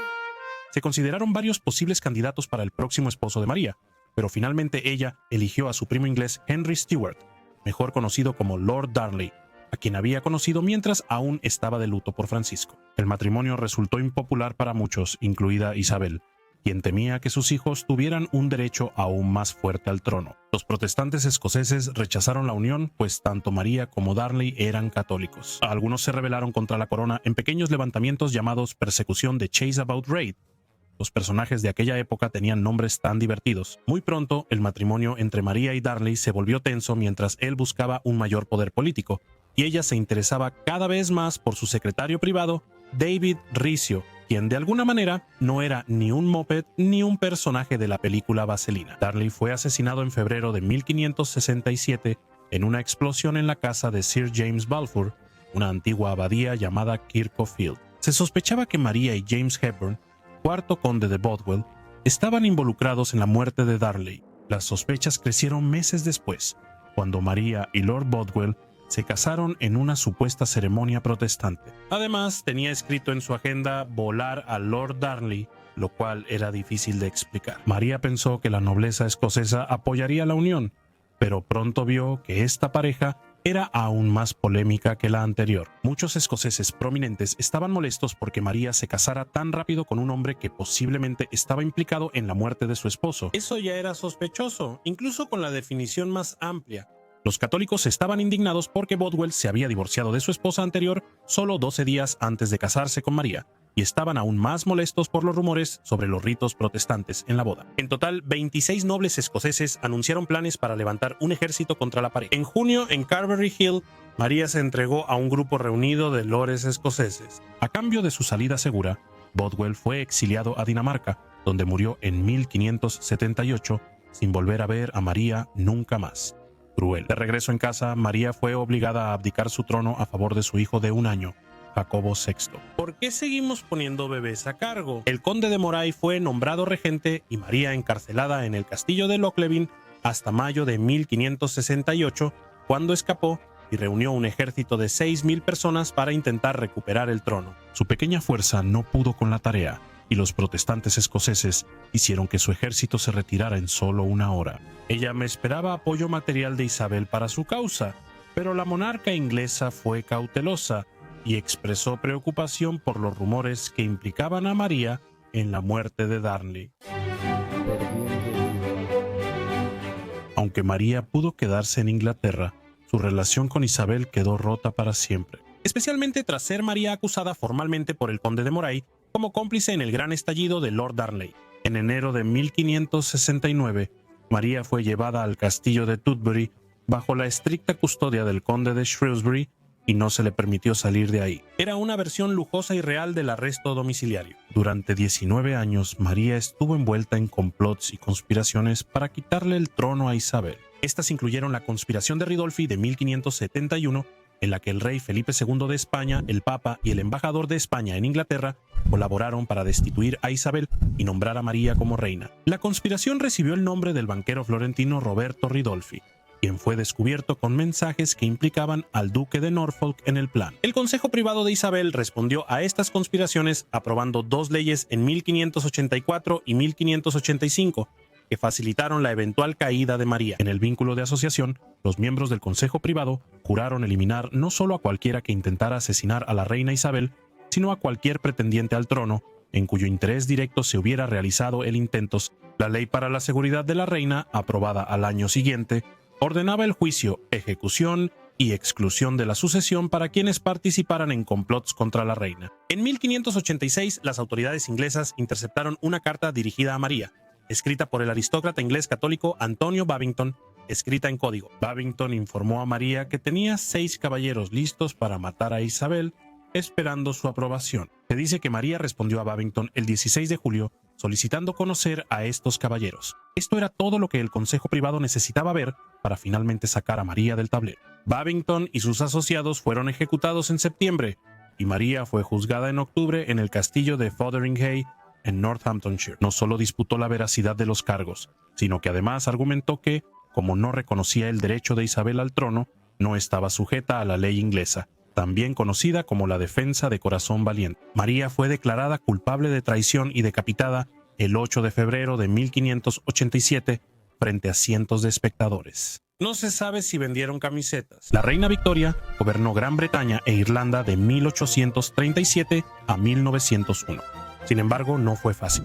Durante su largo reinado, la reina Victoria guió a su reino por eventos traumáticos y difíciles. Fue muy popular en Inglaterra y sigue siendo de los monarcas más queridos y famosos de la historia mundial. Durante su trayecto, la monarca sobrevivió a 8 intentos de asesinato de 7 personas distintas. Hoy revisaremos a los 7 aspirantes a asesinos de la reina Victoria. Edward Oxford intentó eliminar a una reina embarazada en 1840. El primer asesino fue Edward Oxford, de 18 años, con uno de los nombres más ingleses posibles. Según su madre, Edward solía actuar de forma extraña y tenía arrebatos aleatorios de ira o risa, algo así como la versión victoriana del Guasón. Nadie lo sabe con certeza, pero este comportamiento extraño pudo costarle su trabajo en un pub local. Lo que sí sabemos es que, unos días después de quedarse sin trabajo, compró 2 pistolas y se dirigió al Palacio de Buckingham. Era el mes de junio y el clima era agradable. Cuando Eduardo llegó, esperó afuera del palacio con muchos curiosos que querían ver a la reina o al príncipe Alberto. Eduardo debía esperar hasta la noche. Finalmente, una carroza salió y subió por Constitution Hill hacia Hyde Park. Oxford esperó a que la carroza real estuviera cerca. Cuando estuvieron cerca, Eduardo disparó 2 veces. Según el diario de la reina, tras el primer disparo, Alberto tomó su mano y dijo: «Dios mío, no te alarmes. Eso es bastante relajado por parte de Eduardo». Victoria afirmó que no estaba alterada y no notó que el disparo era para ella. Tras el segundo disparo, Oxford fue sometido rápidamente por la multitud, quienes dijeron que deliraba afirmando que una mujer no debía gobernar Inglaterra. Victoria, con 4 meses de embarazo, fue elogiada por el público británico por su valentía. Victoria, 1, asesinos, 0. Un ebanista intentó acabar con Victoria 2 veces en un solo fin de semana. Después de sobrevivir a su primer intento de asesinato, la reina Victoria esperaba que no volviera a pasar, pero sucedió 2 años después. Esta vez el aspirante a asesino fue John Francis, un ebanista y exactor con antecedentes penales por robo. Motivado por lo cerca que estuvo Eduardo Oxford de herir a Victoria, Francis intentó dispararle en su carruaje fuera del Palacio de Buckingham. De hecho, John Francis pensó que el plan era tan bueno que lo intentó 2 veces en un fin de semana. Primero, el 29 de mayo, intentó disparar a la reina en la calle Constitution Hill, pero falló y logró huir. El primer ministro Robert Peel, actuando como Sherlock Holmes, tendió una trampa y prometió atrapar al villano. La reina Victoria se ofreció como carnada. La reina volvió a subir al carruaje al día siguiente para otro recorrido por Constitution Hill. Sin embargo, gracias a Peel, Esta vez la multitud estaba llena de policías encubiertos. Francis fue detenido rápidamente después de sacar su pistola. Luego se supo que el arma no tenía balas, pero lo acusaron de traición y lo condenaron a muerte. Sin embargo, la historia tiene algo parecido a un final feliz. Mientras Francis esperaba la ejecución, Victoria y Alberto discutieron el asunto a fondo y decidieron tener piedad del aspirante a asesino. Victoria conmutó personalmente su sentencia de muerte. Fue desterrado del reino de por vida y cumplió 7 años de trabajos forzados en Australia. Victoria, 2 puntos. Asesinos, 0. Un enano jorobado intentó disparar a Victoria en 1842. El asesino número 3 fue John William Bean. El padre del señor Bean, herrero, quería que John siguiera su oficio, pero no lo hizo. John nació con una estatura de 1,20 m y una joroba que le impedía hacer ese trabajo. En cambio, John Bean terminó trabajando en un puesto de periódicos. En 1842, John Bean leyó un artículo sobre el asesino número 1, Edward Oxford. La historia narraba que Oxford, tras intentar matar a la reina, fue confinado en un manicomio, que curiosamente se describía como una vida lujosa. Lamentablemente, John Bean lo creyó. Sus deformidades lo desesperaron, y pensó que si intentaba matar a la reina, acabaría muerto o en un manicomio. Cualquiera de las dos opciones, pensaba John Bean, sería una mejora respecto a su existencia diaria. El 3 de julio de 1842, apenas 5 semanas después de que John Francis intentara asesinar a la reina, John Bean hizo su intento. John William Bean esperó afuera del palacio y luego disparó a Victoria cuando ella pasaba con su tío, el rey Leopoldo de Bélgica. El arma, que estaba cargada con papeles, grava y pedazos de tubo, y se atascó. Robert Peel aparentemente rompió en llanto cuando se enteró del incidente. En cuanto a Bean, no consiguió lo que quería. Fue capturado por la policía, que había empezado a detener a todos los enanos jorobados hasta que lo encontraron. John Bean fue sentenciado a 18 meses de prisión. Reina Victoria, 4. Asesinos, 0. Un trabajador agrícola irlandés descontento intentó matarla en 1849. Sobrevivir a 4 intentos de asesinato en 2 años es mucho, así que por suerte para Victoria, pasaron 7 años antes de que alguien lo intentara otra vez. Ese fue William Hamilton. Hamilton, que entonces tenía 23 años, era un jornalero irlandés huérfano que se había mudado a Londres después de que la plaga de la papa devastara Irlanda. Llegó a Inglaterra tras pasar por París, donde presenció la Revolución Francesa de 1848. En 1849 estaba desempleado y frecuentemente en la cárcel. El 19 de mayo de 1849, Hamilton disparó a Victoria tras una de sus primeras apariciones públicas luego de dar a luz. Se acercó al palacio por Constitution Hill, que a estas alturas pensarías que ya habrían renombrado como Avenida Asesinen a la Reina. Inspirado por el espíritu revolucionario que absorbió en Francia, Hamilton llegó con una pistola de bolsillo, pero no estaba bien cargada, lo que salvó a la reina. Al parecer, revisar el arma antes de un intento de asesinato no era común en esa época. Hamilton disparó a quemarropa y, si el arma realmente hubiera funcionado, probablemente habría causado un daño real. Reina Victoria, 5. Asesinos, 0. El único asesino que realmente hirió a la reina fue Robert Pate. El asesino número 5 apareció en 1850. Su nombre era Roberto Pate. Se acercaría más a la reina que cualquiera antes que él. Victoria regresaba de visitar a su tío enfermo cuando un ex soldado de 50 años la atacó y la golpeó en la cabeza con un bastón de punta de hierro. Algunos informes dijeron que tenía un arma, pero no la usó. La reina no resultó gravemente herida, pero terminó con un ojo morado, un moretón y una cicatriz que le duró años. Victoria, temiendo que creyeran que estaba gravemente herida y se alarmaran, apareció esa noche en la ópera. Incluso llamó a Pate por golpear a una mujer y bromeó que al menos los asesinos más valientes intentaron disparar. Pat fue exiliado a Tasmania para cumplir la misma condena que John Francis por intentar matar a la reina. 7 años de trabajos forzados. El motivo de Pate para el ataque nunca se descubrió y sigue siendo desconocido. ¿Quién está llevando la cuenta? Victoria es imparable. Un nacionalista irlandés adolescente lo intentó en 1872. El sexto asesino era un joven de 17 años llamado Arthur O'Connor. Arturo, aunque nacido en Londres, se consideraba un irlandés apasionado.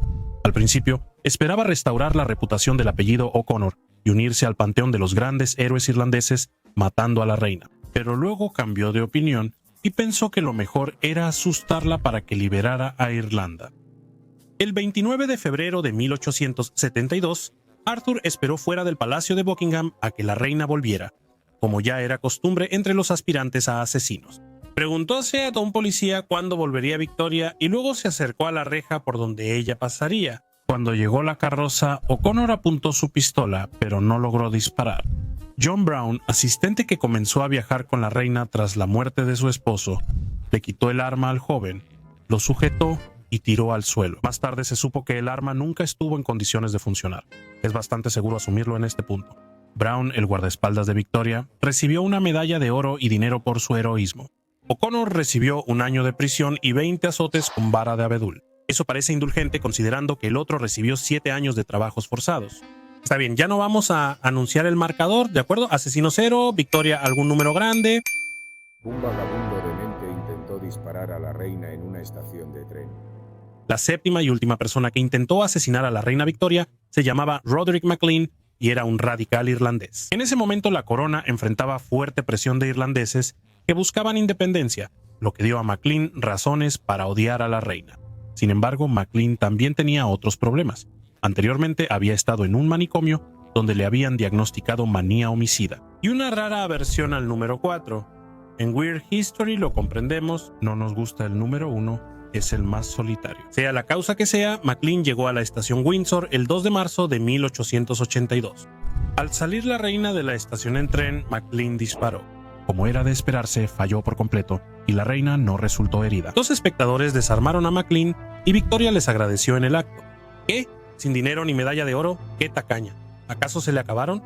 MacLean fue juzgado por alta traición, pero sorpresivamente fue declarado no culpable por demencia. La reina, que ya no sentía compasión por quienes intentaban matarla, mostró su descontento con una sentencia leve y pidió leyes más severas a su gabinete. Los asesinos estaban dentro de una categoría. Pensarías que intentar matar a una reina sería sentencia de muerte inmediata, pero es lo contrario. Eduardo Oxford fue declarado insano y enviado a un manicomio. Liberado en 1867, fue desterrado de Inglaterra. Se fue a Australia, donde murió en 1900. John Francis fue condenado a muerte por su intento de asesinato, pero la reina conmutó su sentencia y, en su lugar, cumplió tiempo en prisión. John William Bean, cuya pistola en realidad no podía ser cargada, fue acusado de un delito menor y fue encarcelado en la prisión de Newgate durante 18 meses. William Hamilton fue desterrado de Inglaterra 7 años. Pate fue declarado insano, pero el tribunal concluyó que distinguía entre el bien y el mal y lo exilió 7 años a Tasmania. Arthur Connor recibió 20 azotes con una vara de abedul y 1 año en prisión.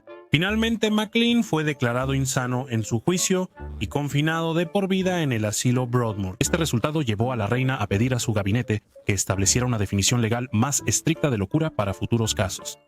Aunque la reina Victoria fue una de las monarcas más queridas, ninguno de los 7 hombres que intentaron matarla fue ejecutado por sus crímenes.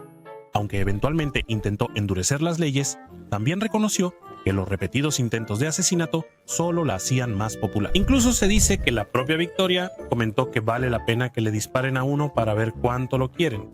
Eso suena como una relación disfuncional entre la realeza y los plebeyos. Incluso más de 400 años después de su muerte, la vida y el legado de María, reina de Escocia, siguen fascinándonos. Sus problemas personales y políticos inspiraron muchas obras de ficción, pero ninguna iguala la historia real de su caída. Hoy veremos todo lo que tuvo que pasar para que María, reina de Escocia, fuera ejecutada. La bebé María se convierte en reina de Escocia. María, hija del rey Jacobo V de Escocia y María de Guisa, nació el 8 de diciembre de 1542. Al ser la única hija sobreviviente, heredó el trono tras la repentina muerte de su padre. Se convirtió en reina cuando tenía solo 6 días de nacida. Mientras María crecía, Escocia fue gobernada por una serie de regentes, uno de los cuales fue su madre. Cuando ella tenía apenas 8 meses de edad, María fue prometida al príncipe Eduardo, hijo del rey Enrique VIII y heredero al trono inglés. El matrimonio tenía la intención de calmar las tensiones entre las dos naciones, pero tuvo el efecto contrario. La nobleza católica de Escocia rechazó la idea y se canceló la boda. Su madre la envía a Francia para separar una alianza. Dado que el padre y el abuelo de María habían estado luchando contra Enrique VIII durante décadas, su seguridad siempre era incierta. Para proteger a María y fortalecer los lazos de Escocia con Francia, la prometieron a Francis, heredero al trono francés. En 1548, María se mudó a Francia, donde el rey Enrique II la llamó la niña más perfecta que había visto. Me pregunto cuántos niños había visto. Pasó los siguientes 12 años allí, siendo honrada en la corte y educándose junto a su futuro esposo, Francis. Ambos se casan y sellan la alianza escocesa-francesa en 1558. En 1559, Francis fue rey de Francia y María, reina. Sin embargo, el reinado de Francis II terminó pronto al fallecer repentinamente en 1560. Solo un año después, la realeza francesa haría que María regresara a Escocia.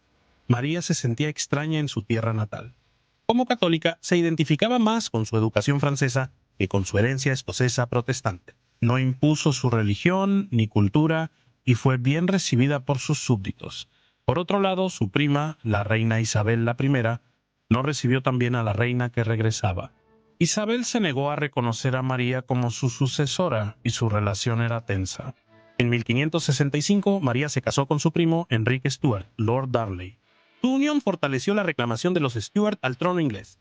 Y al principio, María sentía cariño por Darnley porque él era católico. La nobleza protestante, por otro lado, estaba indignada. Con el tiempo, María llegaría a considerar a Darnley arrogante, débil e inmaduro. Ella lo excluyó de los asuntos reales y su matrimonio empeoró. En junio de 1566, María dio a luz a un hijo, Jacobo. Aunque finalmente tuvo un heredero, su relación con Darnley siguió deteriorándose. María pensó en dejar el matrimonio, pero esto pondría en riesgo la legitimidad de su hijo y su reputación. No sería un problema por mucho tiempo, aunque las circunstancias de la muerte de Darnley siguen sin estar claras. Lo que sí sabemos es que en febrero de 1567, Darnley cayó enfermo. En vez de recuperarse en Edimburgo, decidió ir a la iglesia colegiata de Santa María en los Campos, o Kirkhope Field. María no fue con él, lo que despertó sospechas cuando, en la mañana del 10 de febrero, una explosión de pólvora destruyó la casa en la que Darnley se hospedaba. Más tarde, Darnley fue encontrado muerto, pero no en la casa. Los cuerpos parcialmente vestidos de Darnley y uno de sus sirvientes fueron descubiertos en un huerto cercano. No sufrieron por la explosión. Al parecer, fueron estrangulados o asfixiados, quizá ambas cosas. Cuando ocurrió la explosión, María estaba en compañía de James Hepburn, conde de Bothwell. Sus enemigos políticos acusaron a ambos de asesinar a Darnley e incluso llevaron a Bothwell a juicio en abril de 1567. Finalmente fue absuelto. Solo un mes después, Mary y James planeaban casarse, aunque Bothwell ya era casado. Según Claude, secretario de la reina, Bothwell le dijo a Mary que ya se estaba divorciado o que estaba en proceso de divorciarse. Mary afirmó que Bothwell la secuestró y la obligó a casarse. Parece que estaban hechos el uno para el otro. Sea como sea, en el verano de 1567, el impopular matrimonio causó disturbios en Escocia. Bothwell fue acusado de usurpar la corona por la nobleza protestante y católica, y al final fue exiliado. Huyó a Dinamarca, donde el rey Federico II lo encarceló. Bothwell perdió la razón y murió en confinamiento solitario en 1578. María fue confinada en el castillo de Loch Levin, y el 24 de julio de 1567 fue obligada a abdicar el trono a favor de su hijo Jacobo VII. Su medio hermano, Jacobo Stuart, conde de Moray, sería regente hasta que Jacobo fuera mayor de edad. María pasaría casi un año en Loch Levin. Se registra que mientras estuvo allí, tuvo un aborto espontáneo, perdiendo gemelos que probablemente fueron engendrados por Bothwell. La causa de su aborto espontáneo era desconocida. Mientras era prisionera en Loch Levin, María fue vigilada por Sir William Douglas. El hermano de Sir William, George Douglas, odiaba cómo la trataban y decidió liberarla. El 25 de marzo, María intercambió ropa y lugares con una lavandera que solía visitar el castillo. La reina cubrió su rostro y llevó sábanas sucias al bote de la lavandera.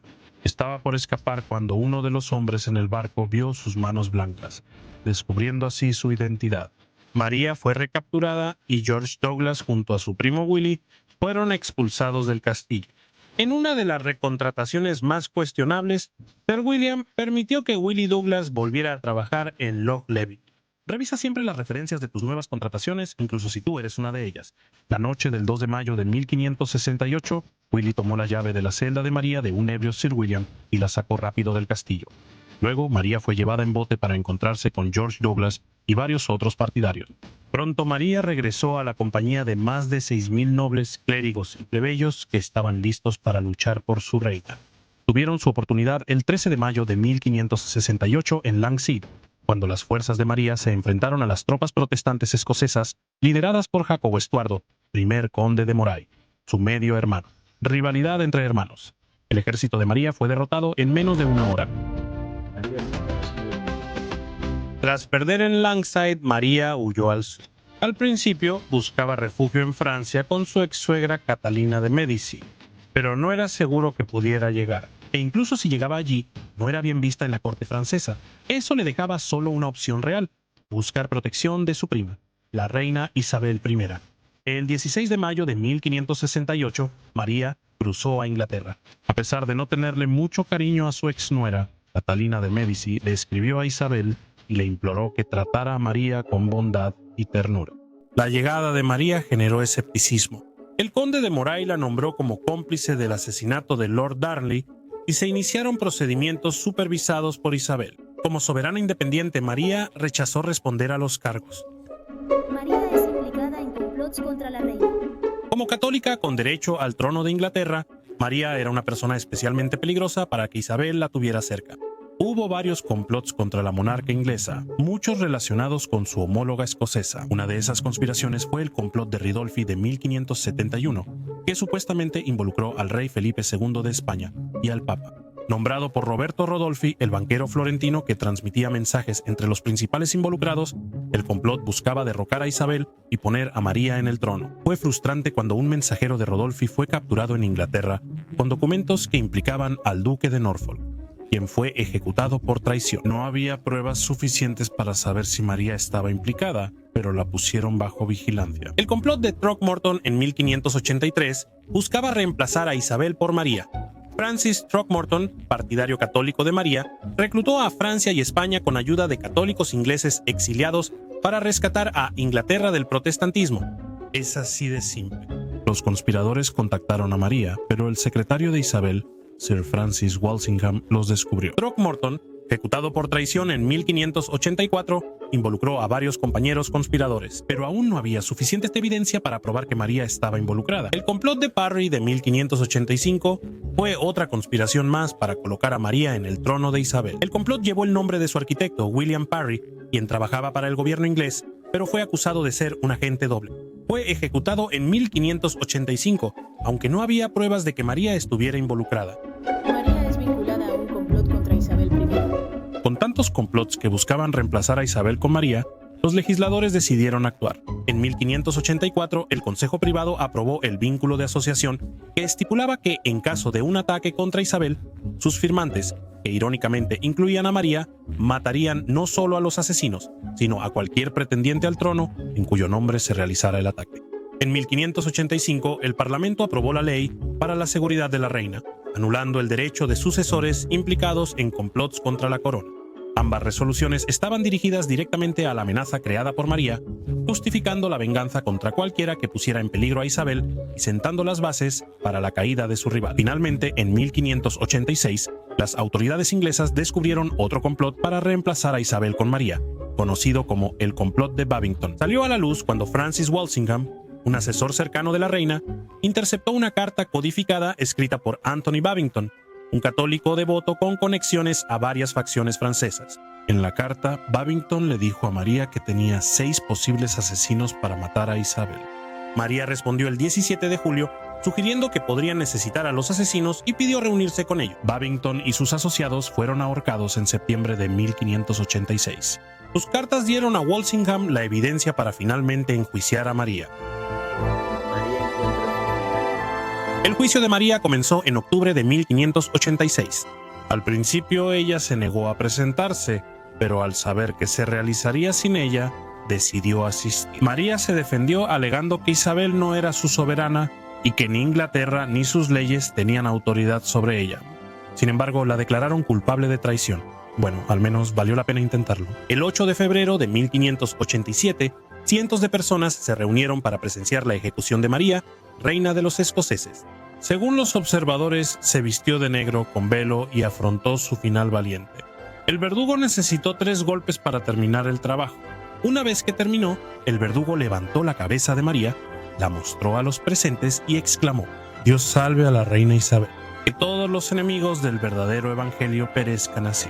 El rey inglés Eduardo I es más conocido como el villano en la película de 1995, Corazón Valiente. Sin embargo, el verdadero Eduardo fue uno de los monarcas más influyentes que jamás haya ocupado el trono inglés, y su largo reinado dio forma al curso de la historia europea durante muchos años por venir. Así que hoy vamos a echar un vistazo a algunos detalles sobre el rey Eduardo I que no viste en Corazón Valiente. Lo que necesitas entender sobre Corazón Valiente es que, aunque puede ser una película clásica, es una de las películas menos precisas históricamente que se hayan hecho. Por ejemplo, las tropas de William Wallace no usaban faldas escocesas en la batalla porque aún no se habían inventado, y Corazón Valiente ni siquiera era el apodo de Wallace, era el de Roberto el Bruce. Ya saben, el tipo que traiciona a Wallace porque su padre se lo ordena. Ahora que lo pienso, la mayoría de esas escenas probablemente tampoco sean ciertas.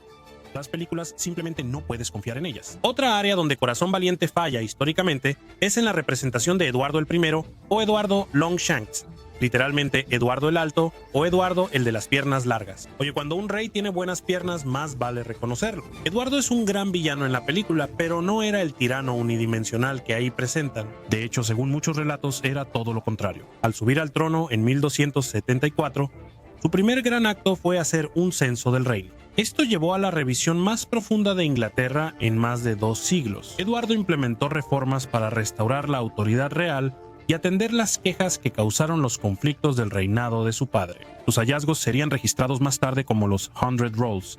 Los documentos originales todavía se encuentran hoy en los archivos nacionales del Reino Unido. Nunca lo imaginarías por cómo terminaron las cosas al final, pero las relaciones de Eduardo con Escocia fueron inicialmente cordiales. El rey escocés Alejandro III envió tropas para apoyar a la corona inglesa en la Segunda Guerra de los Barones. En 1284 se consideró seriamente un matrimonio entre el hijo de Eduardo y Margarita de Noruega, única heredera de Alejandro. Pero estos planes se vinieron abajo cuando Margarita falleció en 1290 a la temprana edad de 7 años. Esto llevó a una crisis de sucesión en Escocia, culminando con la reclamación de Eduardo como señor supremo y los hechos mostrados en la película.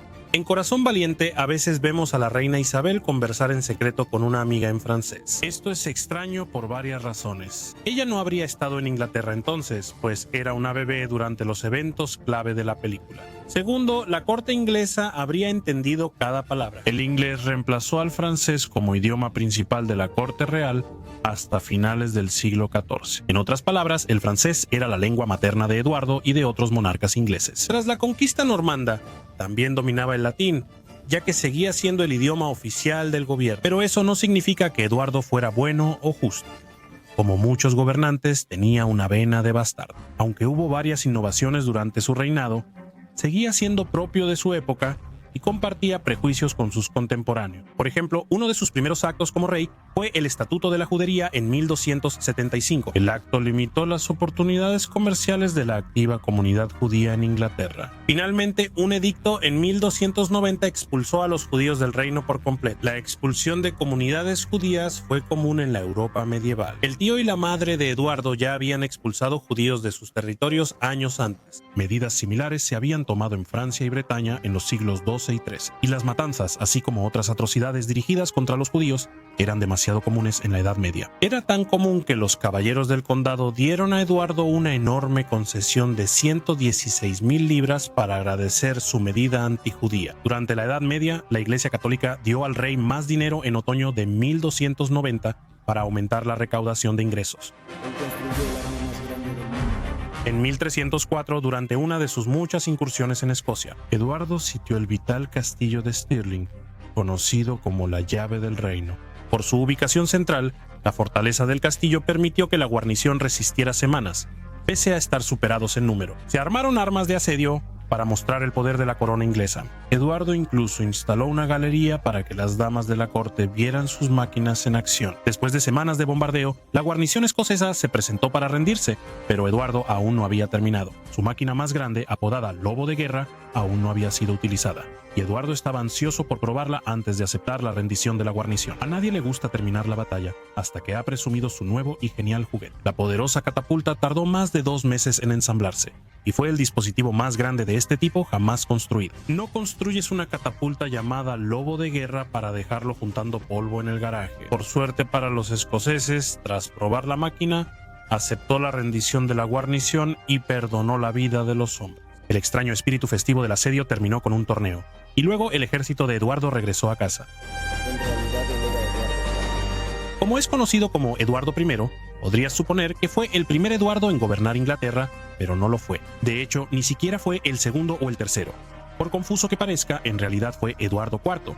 Ese es el problema con la realeza inglesa. Tienes que variar esos nombres. Metan a un Brad o a un Kenny de vez en cuando. El primer Eduardo fue Eduardo el Viejo, el rey anglosajón de Wessex, que gobernó desde 899 hasta 924. El segundo, Eduardo el Mártir, gobernó de 975 a 978. Su reinado fue tan breve que algunos cronistas medievales lo olvidan. ¡Auch! Eduardo el Confesor fue el tercer rey y el último gran monarca anglosajón de Inglaterra. Tras 24 años de gobierno, murió sin heredero legítimo, provocando los tumultos de 1066. En cuanto a Eduardo Piernas Largas, la designación de el primero se debió a que fue sucedido por su hijo, también llamado Eduardo, y luego por su nieto, que también se llamaba Eduardo. Tener 3 Eduardos en rápida sucesión significó que era más fácil empezar a numerarlos. Por lo tanto, nuestro Eduardo fue llamado el primero porque fue el primer Eduardo desde la conquista de 1066. Rastrear la línea real es como tratar de recordar el nombre de cada personaje en Juego de Tronos. Digo, si es que alguien todavía ve esa serie después de ese episodio final, o sea, por favor, lo arruinaron todo. Escapó de prisión y liquidó a su tío. En el siglo XIII, los señores y reyes eran demasiado valiosos para ser eliminados como campesinos comunes, así que rara vez los mataban en el campo de batalla. Capturar y pedir rescate era la práctica estándar. Dirigir un reino es caro, y tienes que aprovechar cada oportunidad para ganar dinero, sin mencionar la vergüenza política de capturar al líder de tu enemigo. Eduardo no era ajeno a la política de captura y liberación cuando se trataba de pescar prisioneros nobles. De joven, el futuro reino de Eduardo enfrentaba una lucha de poder entre la corona inglesa y la nobleza. El poder cambiaba constantemente y Simón de Montfort, líder rebelde, capturó varias veces a Eduardo, quien era su sobrino. Espero que siempre haya sido su sobrino. Sin embargo, Eduardo logró escapar en varias de esas ocasiones. La fuga más descarada ocurrió cuando se le permitió ejercitar su caballo fuera de las murallas del castillo junto con los guardias. El joven príncipe cabalgó hasta que todos los animales, menos uno, quedaron exhaustos y no pudieron perseguir. Saltó sobre el último caballo fresco y gritó repetidamente a sus captores: «Señores, les deseo un buen día. Saluden bien a mi padre y díganle que espero verlo pronto para liberarlo de la custodia». Sobre insultos medievales, ese fue especialmente brutal porque Eduardo cumplió su palabra. Eduardo venció a su tío en la batalla de Evesham en 1265. Atrapó al ejército de Montfort. Al seguir de noche a la fuerza menor, Montfort, sin salida, tuvo que aceptar la batalla en condiciones muy desfavorables. ¿Recuerdas cómo dijimos que la práctica generalmente aceptada era tomar prisioneros a personas importantes como caballeros y nobles? Bueno, pues Eduardo no iba a permitir eso esta vez. Ordenó a sus tropas no tener piedad y ellas obedecieron con entusiasmo. El ejército de los varones fue casi destruido. Ni siquiera los que se refugiaron en una abadía escaparon de la ira de Eduardo. Montfort, su tío, tuvo el peor destino. Antes del enfrentamiento, Eduardo ordenó a una docena de sus mejores hombres buscar y eliminar a Montfort. Como insulto final, la ropa interior de Montfort fue puesta en la boca de su cabeza decapitada.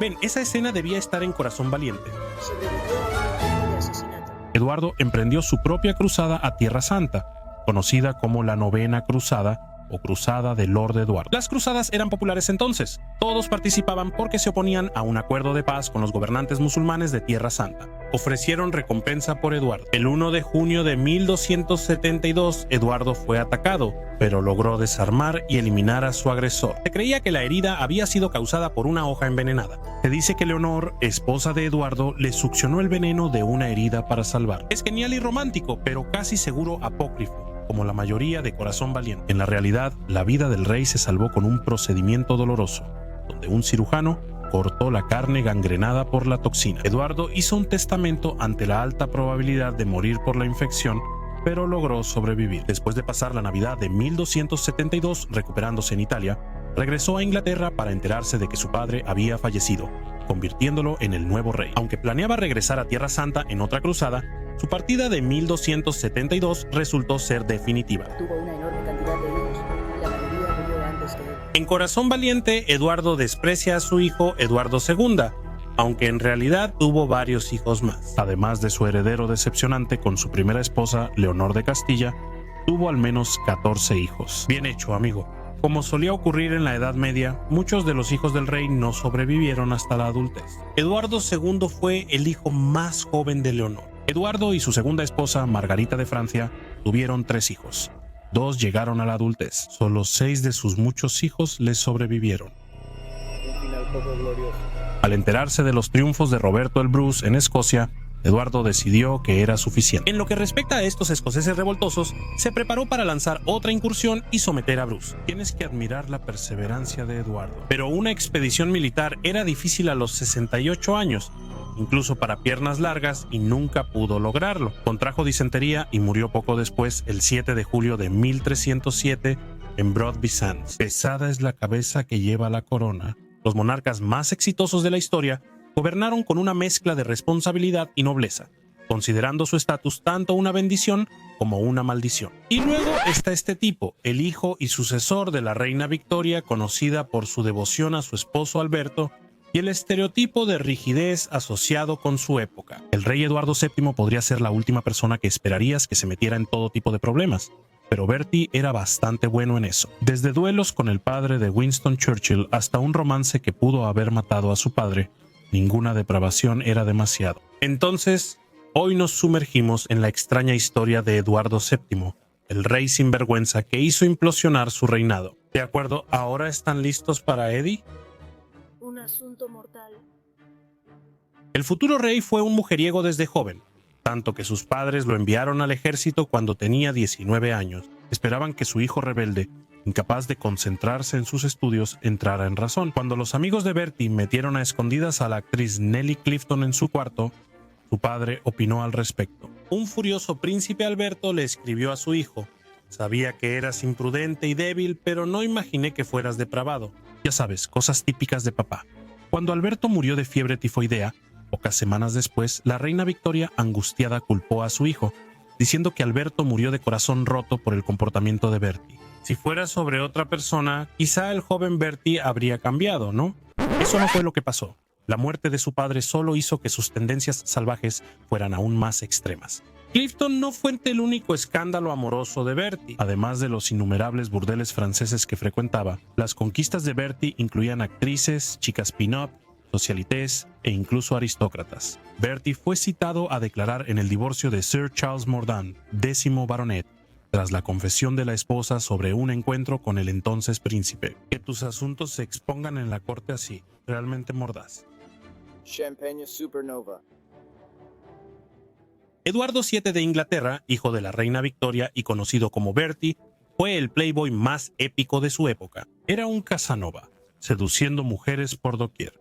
Incluso tenía muebles especiales, como una chaise de Volupti, para reunirse con varias mujeres a la vez. Actualmente eso se llama camas de agua. Los playboys definitivos destacan por sus singulares formas de comportarse de manera depravada, y el futuro rey Eduardo VII no fue la excepción. Bertie tenía su propia habitación en el famoso burdel parisino Le Chabonés, y en esa habitación había una bañera de cobre decorada con criaturas que eran mitad cisne y mitad mujer, como un centauro de cisne, un cisne tauro. Ya lo sabes, Bertie disfrutaba bañarse en la tina con champaña y mujeres.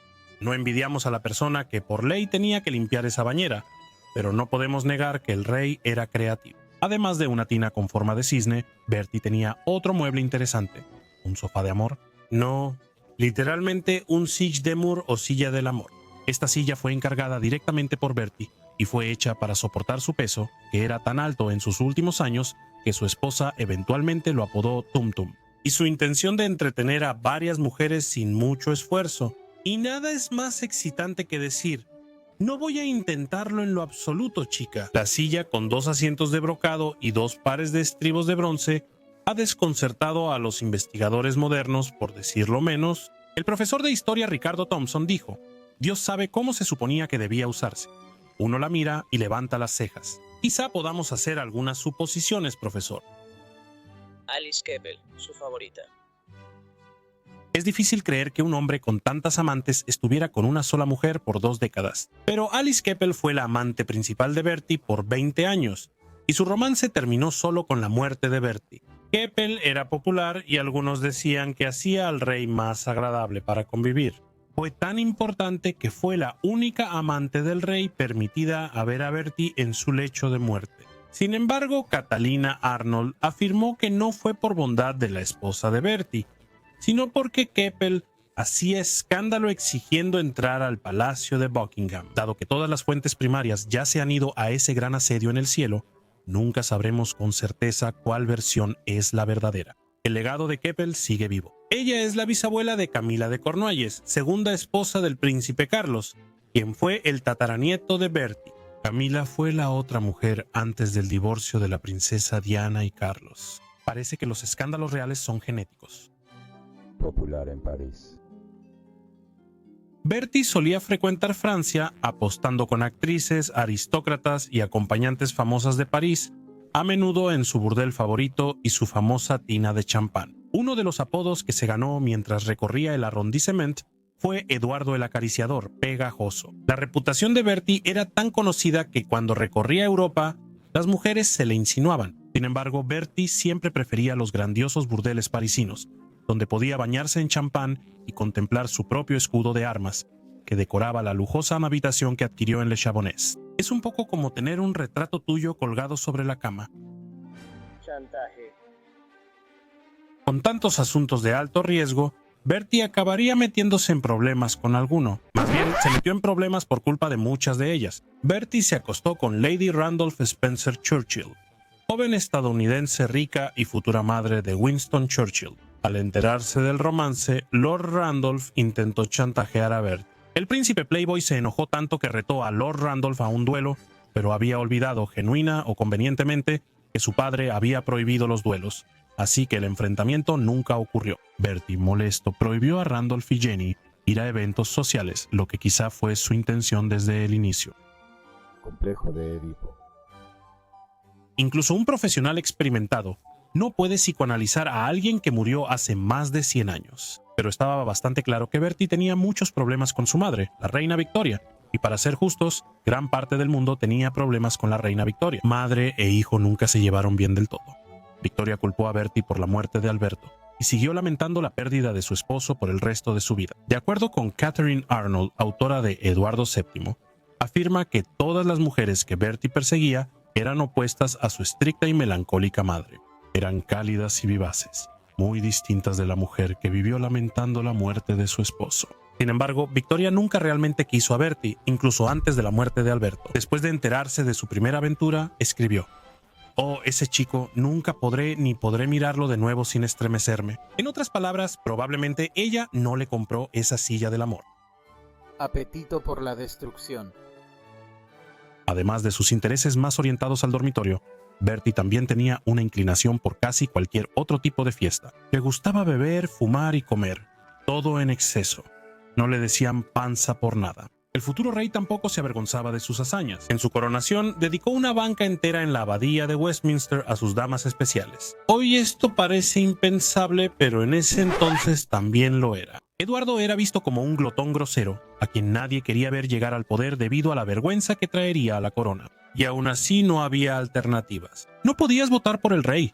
Sin embargo, debido a sus hábitos de toda la vida de entregarse a innumerables vicios, para cuando finalmente se convirtió en rey de Inglaterra, solo sobrevivió lo suficiente como para permanecer en el trono durante 9 años, aunque seguro pareció más largo para quienes lo rodeaban. Pero, Piu, ¿qué opinas tú? ¿Cuál historia del rey Eduardo te pareció más loca? Cuéntanos en los comentarios abajo. Ya que estás aquí, revisa estos otros videos de nuestra extraña historia.